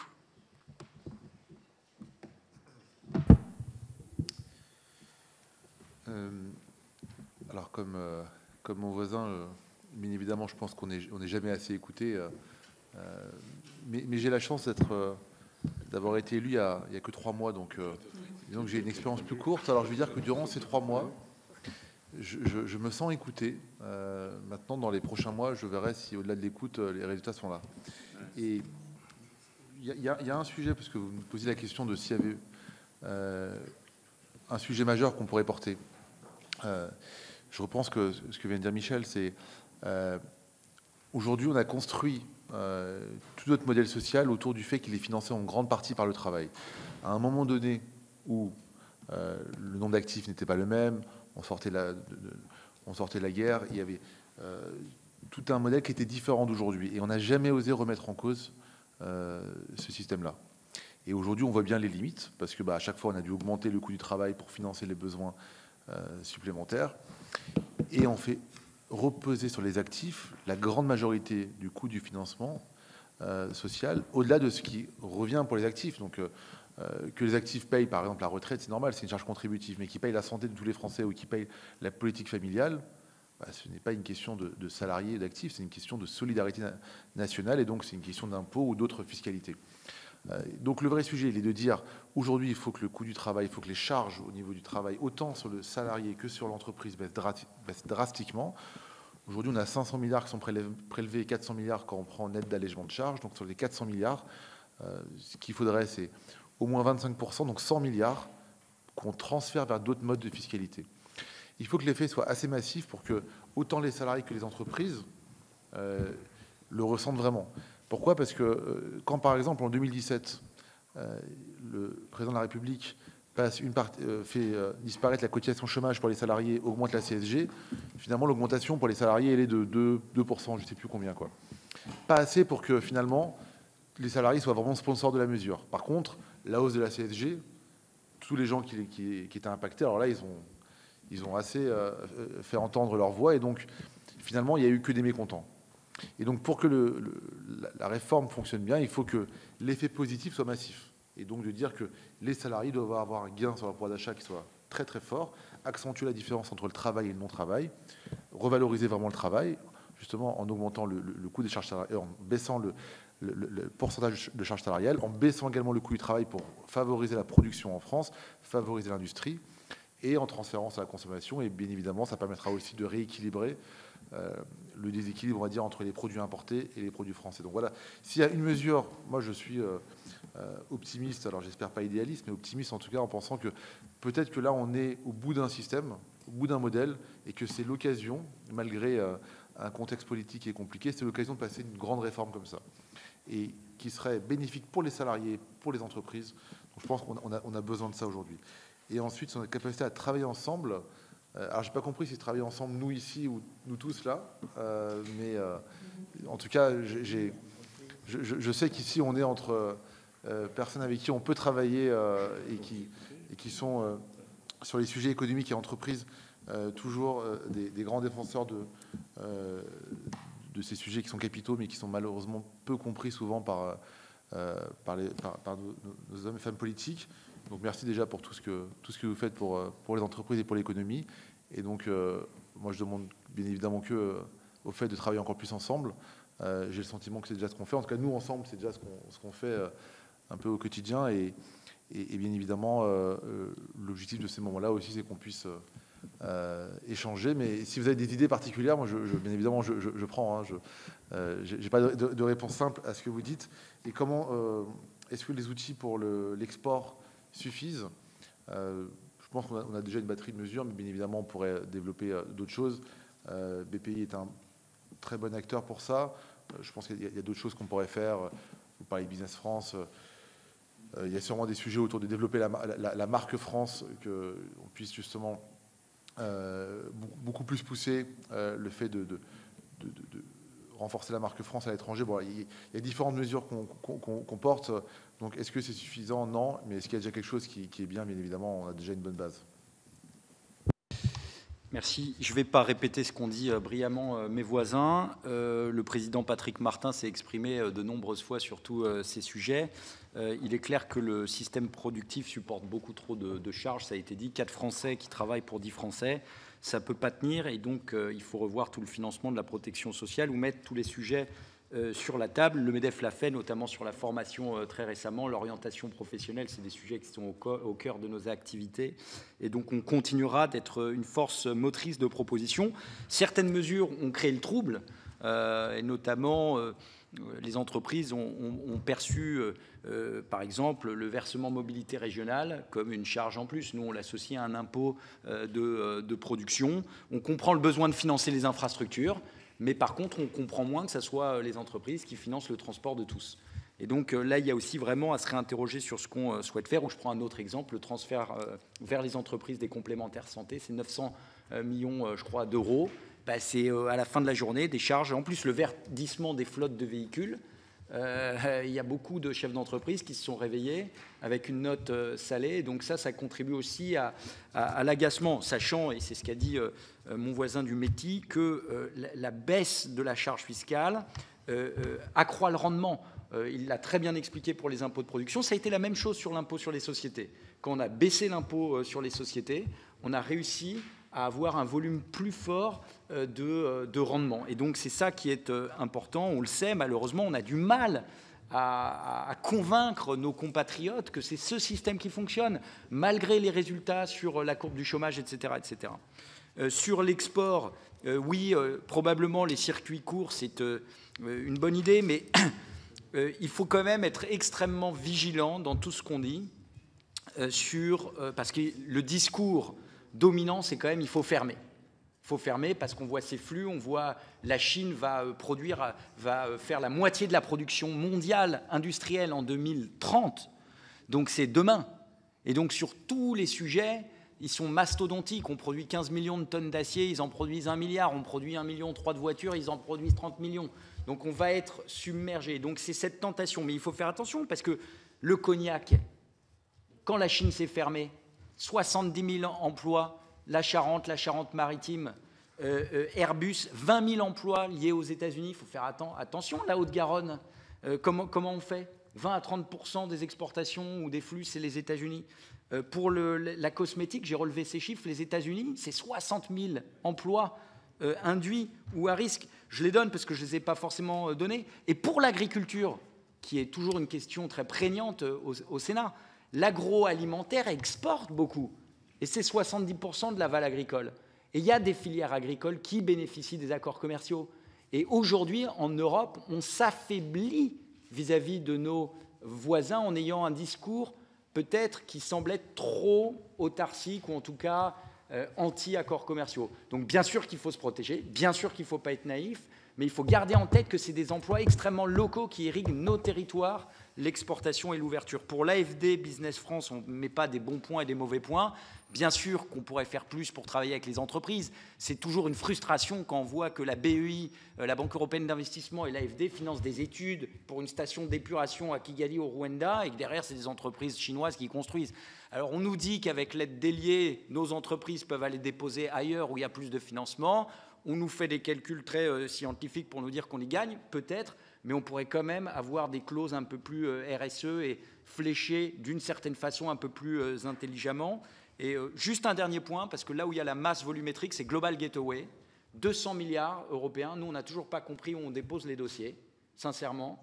Et là, si vous parliez d'outils, une façon peut-être de démultiplier l'argent, c'est de mettre en place des systèmes de garantie, comme fait l'AMIGA, comme font ces institutions internationales. Et ça nous donnerait de la percussion dans les pays émergents et ça permettrait de structurer des financements pour des infrastructures notamment. On a beaucoup de boîtes qui sont des leaders mondiaux dans les infras. Ça serait bien de pouvoir continuer à les soutenir financièrement avec des structurations de financement. Voilà, merci.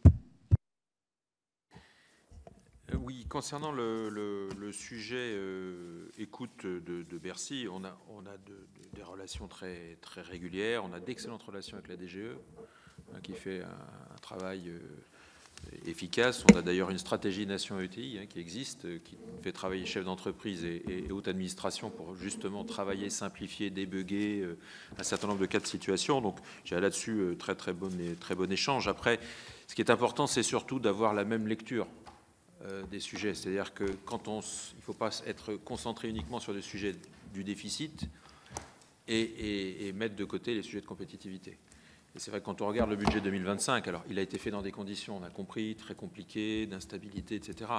Mais je vous l'ai dit tout à l'heure, 1% de chiffre d'affaires consommé par des mesures sur l'apprentissage, sur le coût du travail, sur l'IS, l'augmentation des forfaits sur les véhicules de société qui arrivent en février, alors que les budgets se font en décembre ou novembre.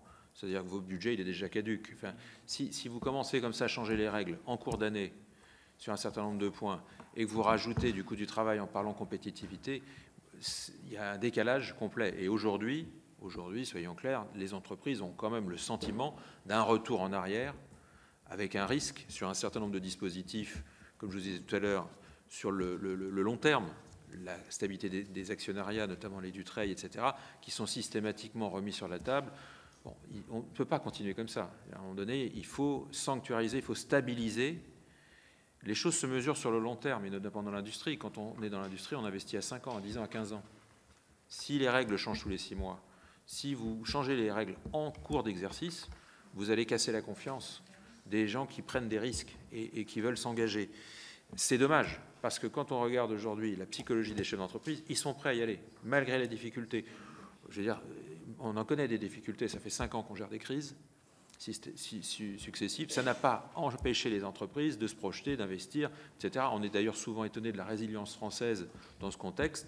Mais c'est parce que les chefs d'entreprise ont l'envie. Il faut tout simplement créer les bonnes conditions. Il y a les conditions techniques, impôt de production, coût du travail, c'est 2 fois plus de charges sur le travail qualifié en France qu'en moyenne européenne. Il ne faut pas s'étonner qu'on ne puisse pas monter de gamme. À un moment donné, si vous ne pouvez pas embaucher des gens qualifiés, compétents et autres, ne nous étonnons pas que les entreprises françaises ne soient pas capables de proposer des produits de meilleure qualité, plus performants et donc d'exporter plus. Voilà. Si on n'accepte pas de regarder les choses en face et d'aligner nos diagnostics, et là c'est vrai pour nous 4, mais c'est vrai pour la représentation nationale et pour la haute fonction publique qui construit les textes, on aura du mal à un moment donné à prendre les bonnes mesures courageuses avec des ROI. C'est vrai qu'on peut se dire je baisse telle chose, je fragilise le déficit. Non, vous avez la preuve par A plus B, le Trésor le sait, c'est mesuré dans les indicateurs d'impôt de production que ça marche. Donc il faut continuer. Et plus c'est dur, plus il faut accélérer. C'est comme ça qu'on réagit quand on est en difficulté dans les entreprises. C'est là qu'on fait des choix stratégiques forts, c'est là qu'on fait des choix d'investissement parfois à risque. Mais avons-nous d'autres choix? Je ne crois pas. Donc ça, c'est effectivement le souhait, en tout cas, à Bercy, en tout cas, on retrouve sur cet diagnostic plus d'alignement.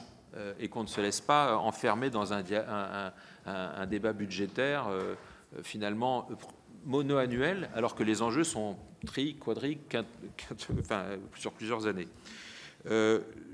Les mesures de prioritaires, je pense que vous n'étiez pas encore arrivé quand nous avons donné quelques éléments. En fait, on travaille actuellement sur un VDMECOM de 15 mesures prioritaires à prendre très vite et simultanées. Parce que ça n'est pas une mesure, c'est un cocktail en fait qu'il faut mettre en place sur des mesures de compétitivité, de simplification et d'action à l'échelle européenne, parce qu'on pourra toujours vouloir faire toujours changer les choses à l'échelle française. Il y a un certain nombre d'éléments qui sont liés à des textes européens ou à des changements aussi de stratégie à l'échelle européenne. Quant au changement des comportements consommateurs, nous n'avons pas la main sur ce que veulent décider les Français. Les Français, ils ont un portefeuille, ils ont des fins de mois, ils ont des arbitrages. Pourquoi est-ce que les Français achètent beaucoup de produits à bas prix? C'est parce que les salaires en France nets sont trop faibles. Et ce n'est pas la faute des salaires, c'est parce que le coût du travail qui s'empile entre ce qu'on paye et ce que touchent réellement les Français, c'est abyssal. Les écarts sont très très importants. Nos concitoyens n'ont peut-être pas ni la volonté ni le choix de pouvoir systématiquement arbitrer sur du circuit court ou autre. Donc soyons réalistes là-dessus. Je pense qu'il faut d'abord créer les conditions du produire en France améliorer notre compétitivité, ce qui va derrière avoir un impact sur les revenus de nos concitoyens, ce qui leur permettra d'acheter peut-être aussi des produits de meilleure qualité, donc peut-être plus européens et moins d'importation, ce que nous subissons actuellement. Merci. On a une dernière question de Guillaume Gontard. Oui, merci, Monsieur le Président. Merci à vous tous pour votre présentation. J'avais une remarque, en tout cas, et puis une question sur... C'est vrai que vous avez beaucoup parlé justement de dépenses publiques. Et c'est vrai que quand on regarde le premier poste de dépenses publiques de l'État, c'est justement l'aide publique aux entreprises. Et que cette aide publique qui représente, suivant les chiffres, entre 160 et 200 milliards d'euros par an, on voit qu'elle a été, si on regarde dans les années 2000, on était à 50 milliards, on est multiplié par 3 aujourd'hui. Et donc, ma question était de savoir si justement la manière dont cette dépense publique, cette aide aux entreprises est utilisée et de quelle manière, en tout cas, ça a développé la compétitivité. Et si vous pensez, mais ça revient à la question qui était posée, en tout cas sur tous les organismes et agences qui permettent justement le soutien aux entreprises, si tout ça fonctionne correctement et si du coup, voilà, si on a multiplié par 3 depuis les années 2000, alors le Covid est passé par là, mais du coup, est-ce que ça a réellement porté ses fruits? Et puis, j'avais un autre aspect, c'est que c'est vrai que la France reste quand même le pays le plus attractif, enfin le pays européen le plus attractif pour les investisseurs. Et dans les qualités reconnues par les investisseurs, donc il y en a plusieurs, mais quand on regarde dans les premiers, c'est la qualité de la main-d'œuvre, donc la question de la formation. Donc je pense c'est des dépenses publiques, mais en tout cas la question de la formation, de l'éducation est particulièrement important. L'autre aspect, c'est la question, et ce qui est assez étonnant d'ailleurs, c'est l'environnement juridique et réglementaire, qui est plutôt cité comme quelque chose d'intéressant en France. Et puis la question des services publics et de la qualité de vie. Et donc c'est vrai que c'est aussi un atout, ce qu'on a vu aussi d'ailleurs pendant la période Covid, hein, la question et la force des services publics qui ont permis d'accompagner le fonctionnement de la France. Et donc est-ce que vous ne pensez pas justement que c'est des secteurs sur lesquels il faudrait plutôt justement avancer? Vous avez parlé critiquer un petit peu la question du versement mobilité. Je pense que, il me semble qu'au contraire, moi je pense que c'est un aspect en tout cas qui permet de l'attractivité, qui permet justement des développements des mobilités sur les territoires et donc du coup qui permettent aussi de l'attractivité pour les entreprises et du coup de la compétitivité. Sur la question aussi de l'organisation du travail, je pense que voilà, on sent que là-dessus il y a des choses à faire. Et puis sur la question environnementale, et puis sur le mode de distribution, ça a été rappelé tout à l'heure, je pense que ce sont tous des aspects en tout cas sur lequel, et puis évidemment sur la question de la décarbonation, je crois que quelqu'un tout à l'heure parlait du verdissement, un petit peu de manière négative, mais je pense que quand on fait du verdissement, quand on fait de la décarbonation, c'est aussi une manière d'être beaucoup plus compétitif pour les années à venir, quoi. Donc voilà, comment vous appréhendez tout ça? Merci. Merci Guillaume. Moi, je voulais faire une ou deux petites réflexions avant de vous donner la parole pour répondre à notre collègue Guillaume Gontard. Je ne m'étendrai pas sur les aides aux entreprises, puisqu'en ce moment même, au Sénat, il y a une commission d'enquête que je préside, notamment sur les aides publiques aux entreprises. Et je pense que les conclusions seront assez surprenantes. Enfin, de mon côté, mais nous sommes un certain nombre de membres et il y a un rapporteur et un président, donc je pense que ça sera assez surprenant. Soyez pas trop inquiets du côté des entreprises. Moi, je suis assez surpris par vous quatre. Voyez-y peut-être un peu de malice dans ce que je vais dire, mais pas à votre égard. Aucun d'entre vous nous a dit que la solution, c'était que vous arrêtiez d'investir aux États-Unis dans la guerre commerciale. Non, est-ce que c'est pas une solution? Non, ça n'a. Voilà. Non, mais c'est. Oui. Je l'ai dit à dessein.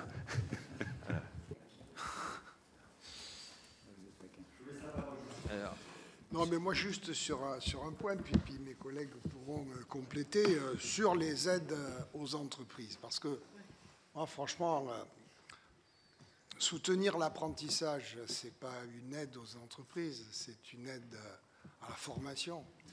Parce que beaucoup de gamins ne trouvent plus leur place dans le système éducatif tel qu'on le connaît. Je ne vais pas me livrer à une... Mais moi, je ne considère pas que c'est une aide à une entreprise que d'avoir un soutien à la formation. Ce gamin que nous accueillons dans une entreprise, dans un CFA, quel serait le coût pour l'État s'il était dans le système scolaire traditionnel où il n'apprendrait pas un métier? 80% des gamins qui passent dans nos entreprises par un contrat d'apprentissage trouvent un emploi à la sortie.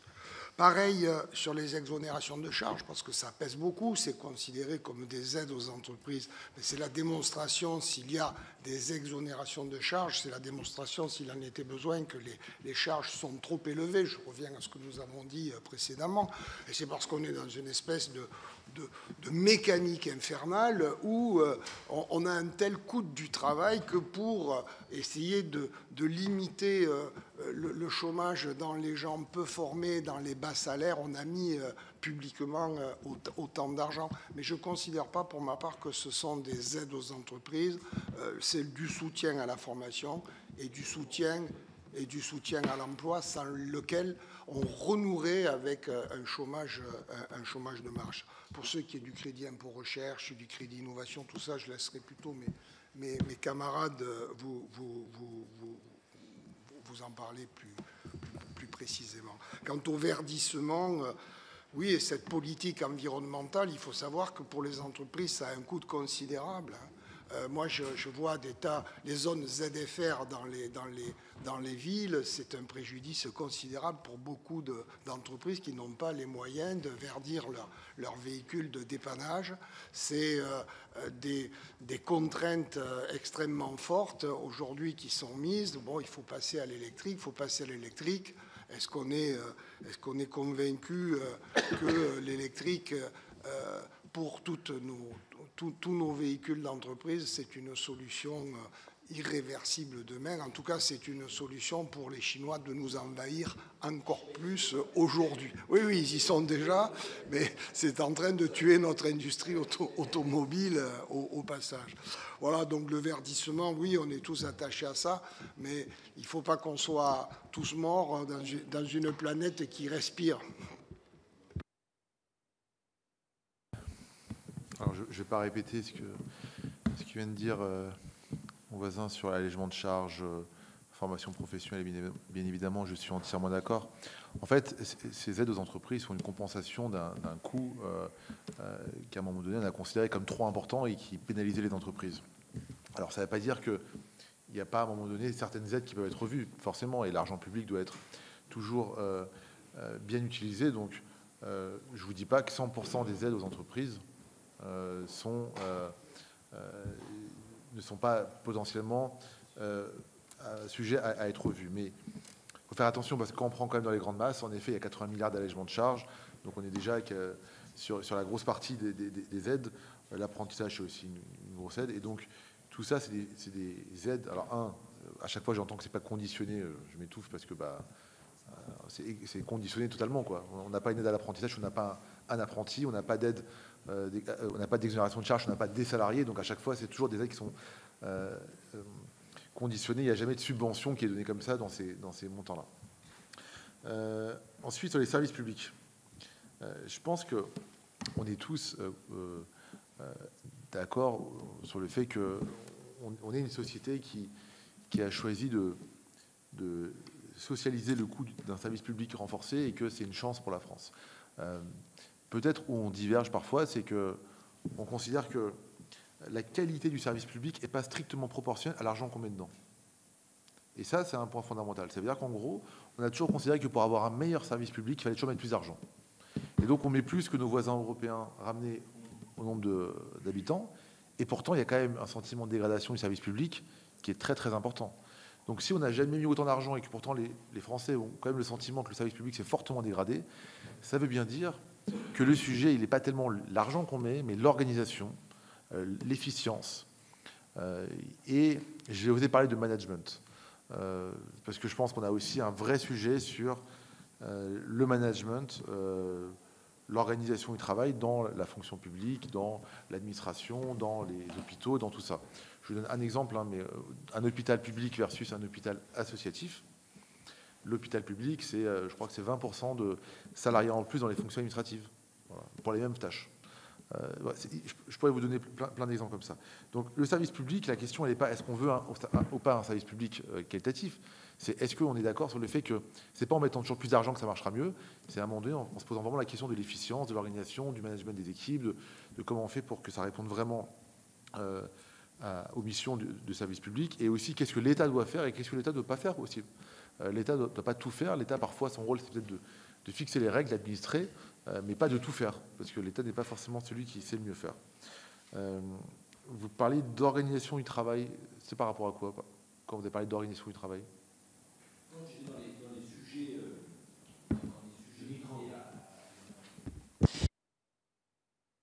Je parlais sur la question de la compétitivité. Je pense qu'effectivement, sur l'organisation du travail, je pense à la question du temps de travail, par exemple, et sur tous ces aspects-là, ce qu'on voit, on est face à des vraies problématiques de mise en relation, on va dire, entre une main-d'œuvre et puis un besoin, et que ce n'est pas souvent évident.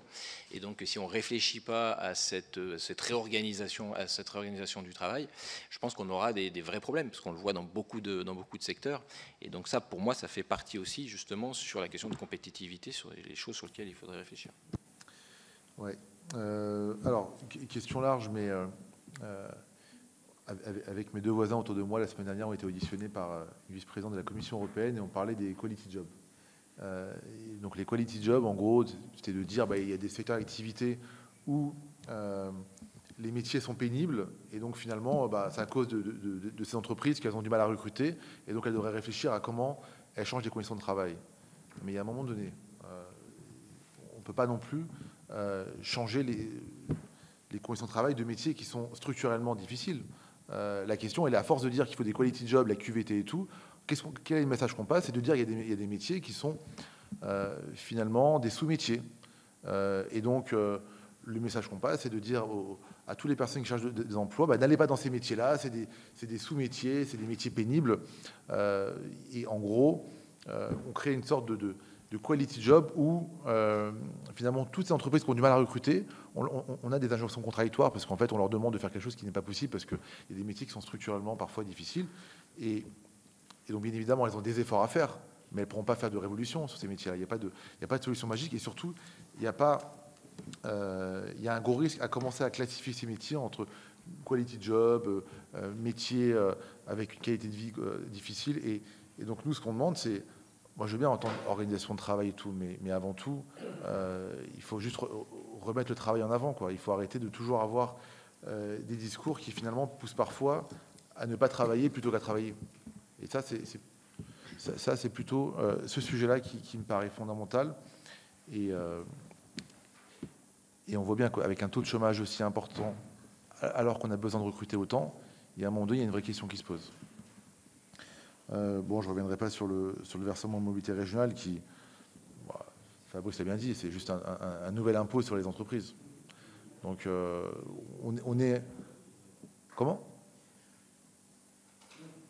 Je ne vais pas faire, mais voilà, mais qui est effectivement un impôt et une contribution, évidemment, pour un intérêt quand même assez important quand même pour les entreprises, parce que chaque fois qu'on rencontre l'entreprise sur la question des mobilités, c'est quand même un vrai sujet. Mais encore une fois, on prend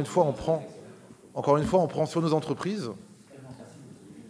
Encore une fois, on concentre tout sur les entreprises et après on s'étonne qu'elles soient plus compétitives.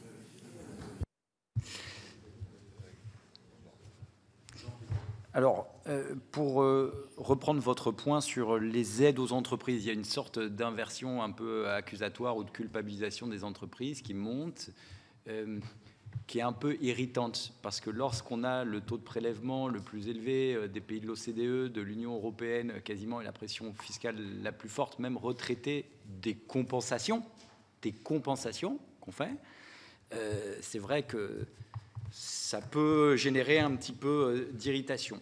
Nous, on est certain que notre pays a des atouts. Sinon, on ne serait pas là. C'est qu'on aime notre pays et on veut qu'il fonctionne. Donc, ce qu'on propose lorsqu'on fait des propositions, c'est des réglages qui permettraient d'aller plus loin et qui permettraient d'avoir des résultats, ce qu'on a eu.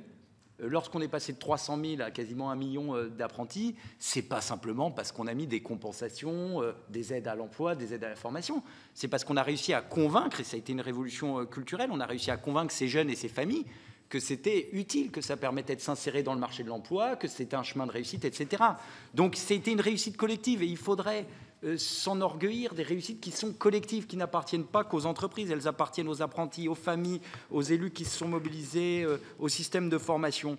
On a quand même créé des emplois dans ce pays, quasiment 2 millions d'emplois. On s'était beaucoup moqué de Pierre Gattaz avec son pins d'1 million d'emplois. Je sais qu'il y a quantité d'études qui disent que le CICE, soi-disant, n'aurait créé que 100 000, 200 000. Enfin, curieusement, une fois que le CICE est passé, après, on a eu quand même une forte création d'emplois. Sauf que ces études, elles ne prennent pas les aspects dynamiques en considération. Nous, on sait bien tous les effets micro qu'il peut y avoir dans des entreprises. Donc, je dirais que ces pansements sont très largement insuffisants. Ils ne nous empêchent pas de performer, mais on a un certain nombre d'entreprises qui ont délocalisé pour des raisons fiscales il y a quelques années. Et donc, si on a réussi à arrêter l'hémorragie industrielle, c'est pour partie, parce qu'on est à un niveau assez bas, pour partie, parce qu'on a une politique un peu plus raisonnée s'agissant de la fiscalité.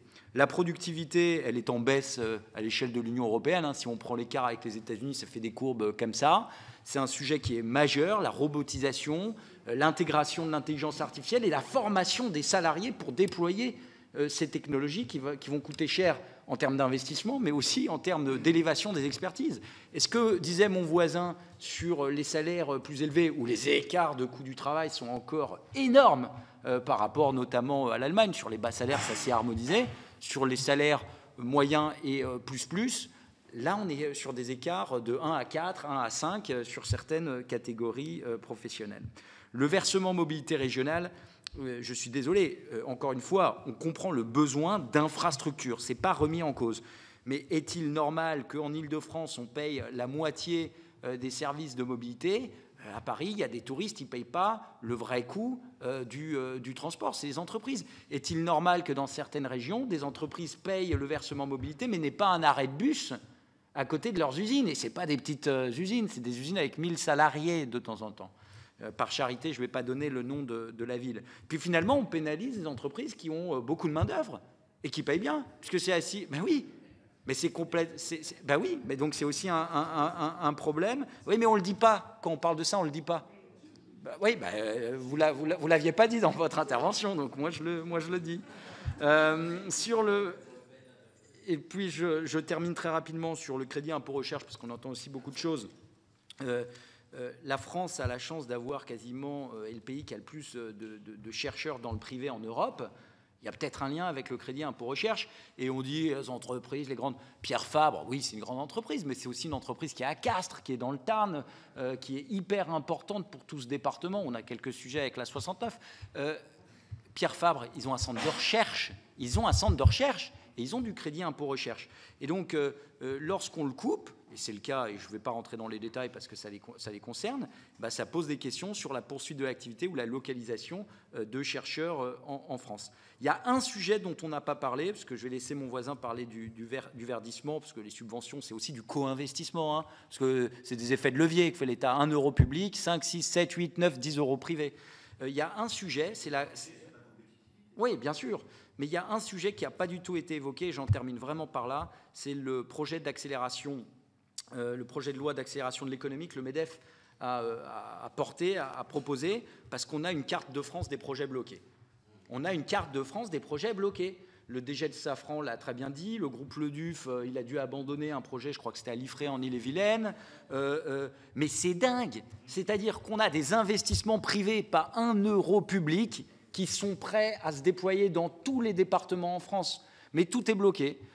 Ça peut être des mines dans certains départements, ça peut être des usines sur les matériaux critiques, ça peut être des extensions de sites industriels, ça peut être des voies ferrées, ça peut être des aéroports. Le dernier qu'on ait construit en France, ça doit être à Brive. Ben, ces infrastructures, elles sont vitales pour la Corrèze. Si à Brive, il y a de l'activité économique, ce n'est pas sans lien avec les 2 autoroutes. Donc il faut qu'on puisse construire en France, il faut qu'on ait une ambition pour construire en France. Bien, je vais faire le programme de mon voisin. On m'a assigné le verdissement, je vais m'en occuper. Non, déjà, pour revenir sur le sujet de l'attractivité, vous avez tout à fait raison, et nous, on est absolument persuadés que notre pays est plein d'atouts. Et ça, je pense que c'est une chance. Oui, mais ça n'a une chance que si on crée les conditions favorables pour qu'on en tire le meilleur parti. Là-dessus, je dirais, sur les infrastructures, sur l'éducation, sur un certain nombre de points, on a des atouts et on fait trop de bashing dans ce pays il faut le dire, il y a des choses qui sont effectivement très positives et que beaucoup de nos voisins nous envient. Sur les aides aux entreprises, je ne vais pas préfigurer votre rapport, mais l'écart net d'aide, hein, je pense que c'est ça qu'il faut regarder entre les entrants et les sortants, c'est 8 points de valeur ajoutée pour une entreprise française versus une entreprise européenne. Donc arrêtons de fantasmer ce sujet. Et effectivement, des aides sont souvent là pour compenser ou patcher des défauts. Ceci étant, c'est du temps passé, c'est de la contrainte fiscale, de la contrainte administrative, et encore une fois, beaucoup de ralentissement et d'insécurisation de notre économie. Donc nous, tout simplement, moins de charges, moins d'aides, hein, on le dit. On gagnerait tous beaucoup de temps et on irait tous beaucoup plus vite. Il y a beaucoup de nos voisins qui ont beaucoup moins d'aides, mais qui sont beaucoup moins chargés et qui s'en portent beaucoup mieux. Après, il y a des subventions. Et là, si la subvention sert à financer un fonctionnement, c'est une erreur. Si elle sert à financer des investissements, c'est là stratégiquement intéressant. Dans les R&D, dans les investissements que font nos entreprises, dans la formation, ça c'est intéressant parce que c'est pluriannuel, ça nourrit la performance de nos entreprises. Donc il ne faut pas, je dirais, sur ces sujets-là, restons stratèges. Quand on regarde les États-Unis, la Chine et d'autres zones, ils y vont sur la subvention, hein, je peux vous dire. Mais c'est pas sur le fonctionnement courant, etc.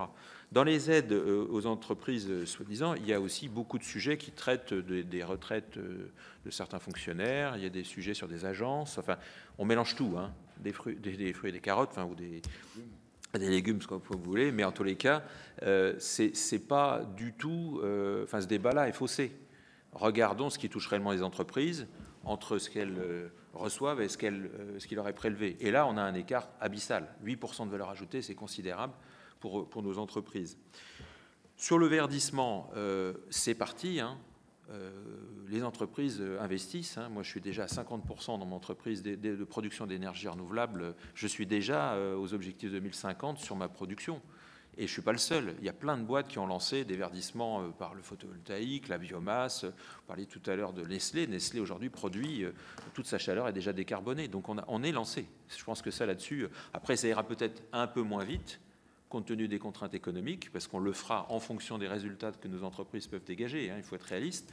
Mais ceci étant dit, le débat est lancé. Nos clients nous le demandent, nos salariés nous le demandent. On ne recrute plus un jeune qui ne vous pose pas de questions aujourd'hui sur qu'est-ce que vous faites pour la planète, etc. Je veux dire, la société est déjà lancée sur le sujet. Donc, je dirais, il ne faut pas avoir d'inquiétude sur ce sujet-là. Nos entreprises ont tout engagé des plans, etc. Donc, je pense que là-dessus, on est très bien avancé. Et le plus court chemin au verdissement, c'est de produire en France. Hein. Parce qu'aujourd'hui, nous avons le mix électrique le plus décarboné d'Europe, et voire presque au monde, avec les Canadiens et les Scandinaves. Plus on produira en France, moins on importera de carbone. Le bilan carbone d'un Français moyen ne s'est pas amélioré depuis 20 ans. Pourquoi ? Parce que la production française a baissé et qu'on importe de plus en plus. Quand vous importez du produit chinois, c'est 50 fois plus carboné, et du produit même européen, c'est 4 à 5 fois. Donc, si déjà on produisait beaucoup plus sur notre territoire, on réduirait considérablement notre empreinte carbone. Donc, allons-y. Je dirais, produire plus en France, c'est vertueux. Et ça, aujourd'hui, c'est peut-être pas dans la tête de tous nos concitoyens. Quant au sujet de blocage, l'insécurité juridique est terrible. C'est-à-dire que vous pouvez avoir vos autorisations, vos permis de construire. Si jamais vous avez des sujets comme les espèces protégées, comme les zones humides, c'est dynamique, c'est-à-dire que vous pouvez avoir toutes vos autorisations, eh bien vous n'êtes pas garanti de pouvoir faire votre construction sans souci. À l'étranger, une autorisation, elle est gravée dans le marbre, c'est terminé, et pour 3 ou 5 ans. Chez nous, nous avons l'épée de Damoclès permanente au-dessus de la tête, et c'est ce qui se passe dans nos projets d'autoroute et d'industrie dont parlait mon voisin, c'est qu'aujourd'hui, globalement, nous ne sommes pas sécurisés sur nos autorisations. Donc ça, c'est un vrai frein, et en plus, ça dure beaucoup plus longtemps qu'à ailleurs. C'est un vrai frein à l'investissement. Merci, messieurs les présidents. Juste à préciser, je m'étais permis cette digression politique parce que notre président de la République avait dit qu'une des premières mesures dans la guerre commerciale avec les États-Unis, c'est de ne plus investir aux États-Unis pour les entreprises. J'avais trouvé ça un peu fort de café. Bon, vous n'êtes pas prononcé sur le sujet, mais je voulais quand même le relever. Merci beaucoup à vous de cette franchise et des propos directs que vous avez tenus devant mes collègues sénatrices et sénateurs. On renouvellera bien évidemment ce genre de format, mais pour vous le dire, ça intéresse quand même beaucoup puisque j'ai rarement vu autant de monde à une table ronde de la délégation aux entreprises. Merci beaucoup.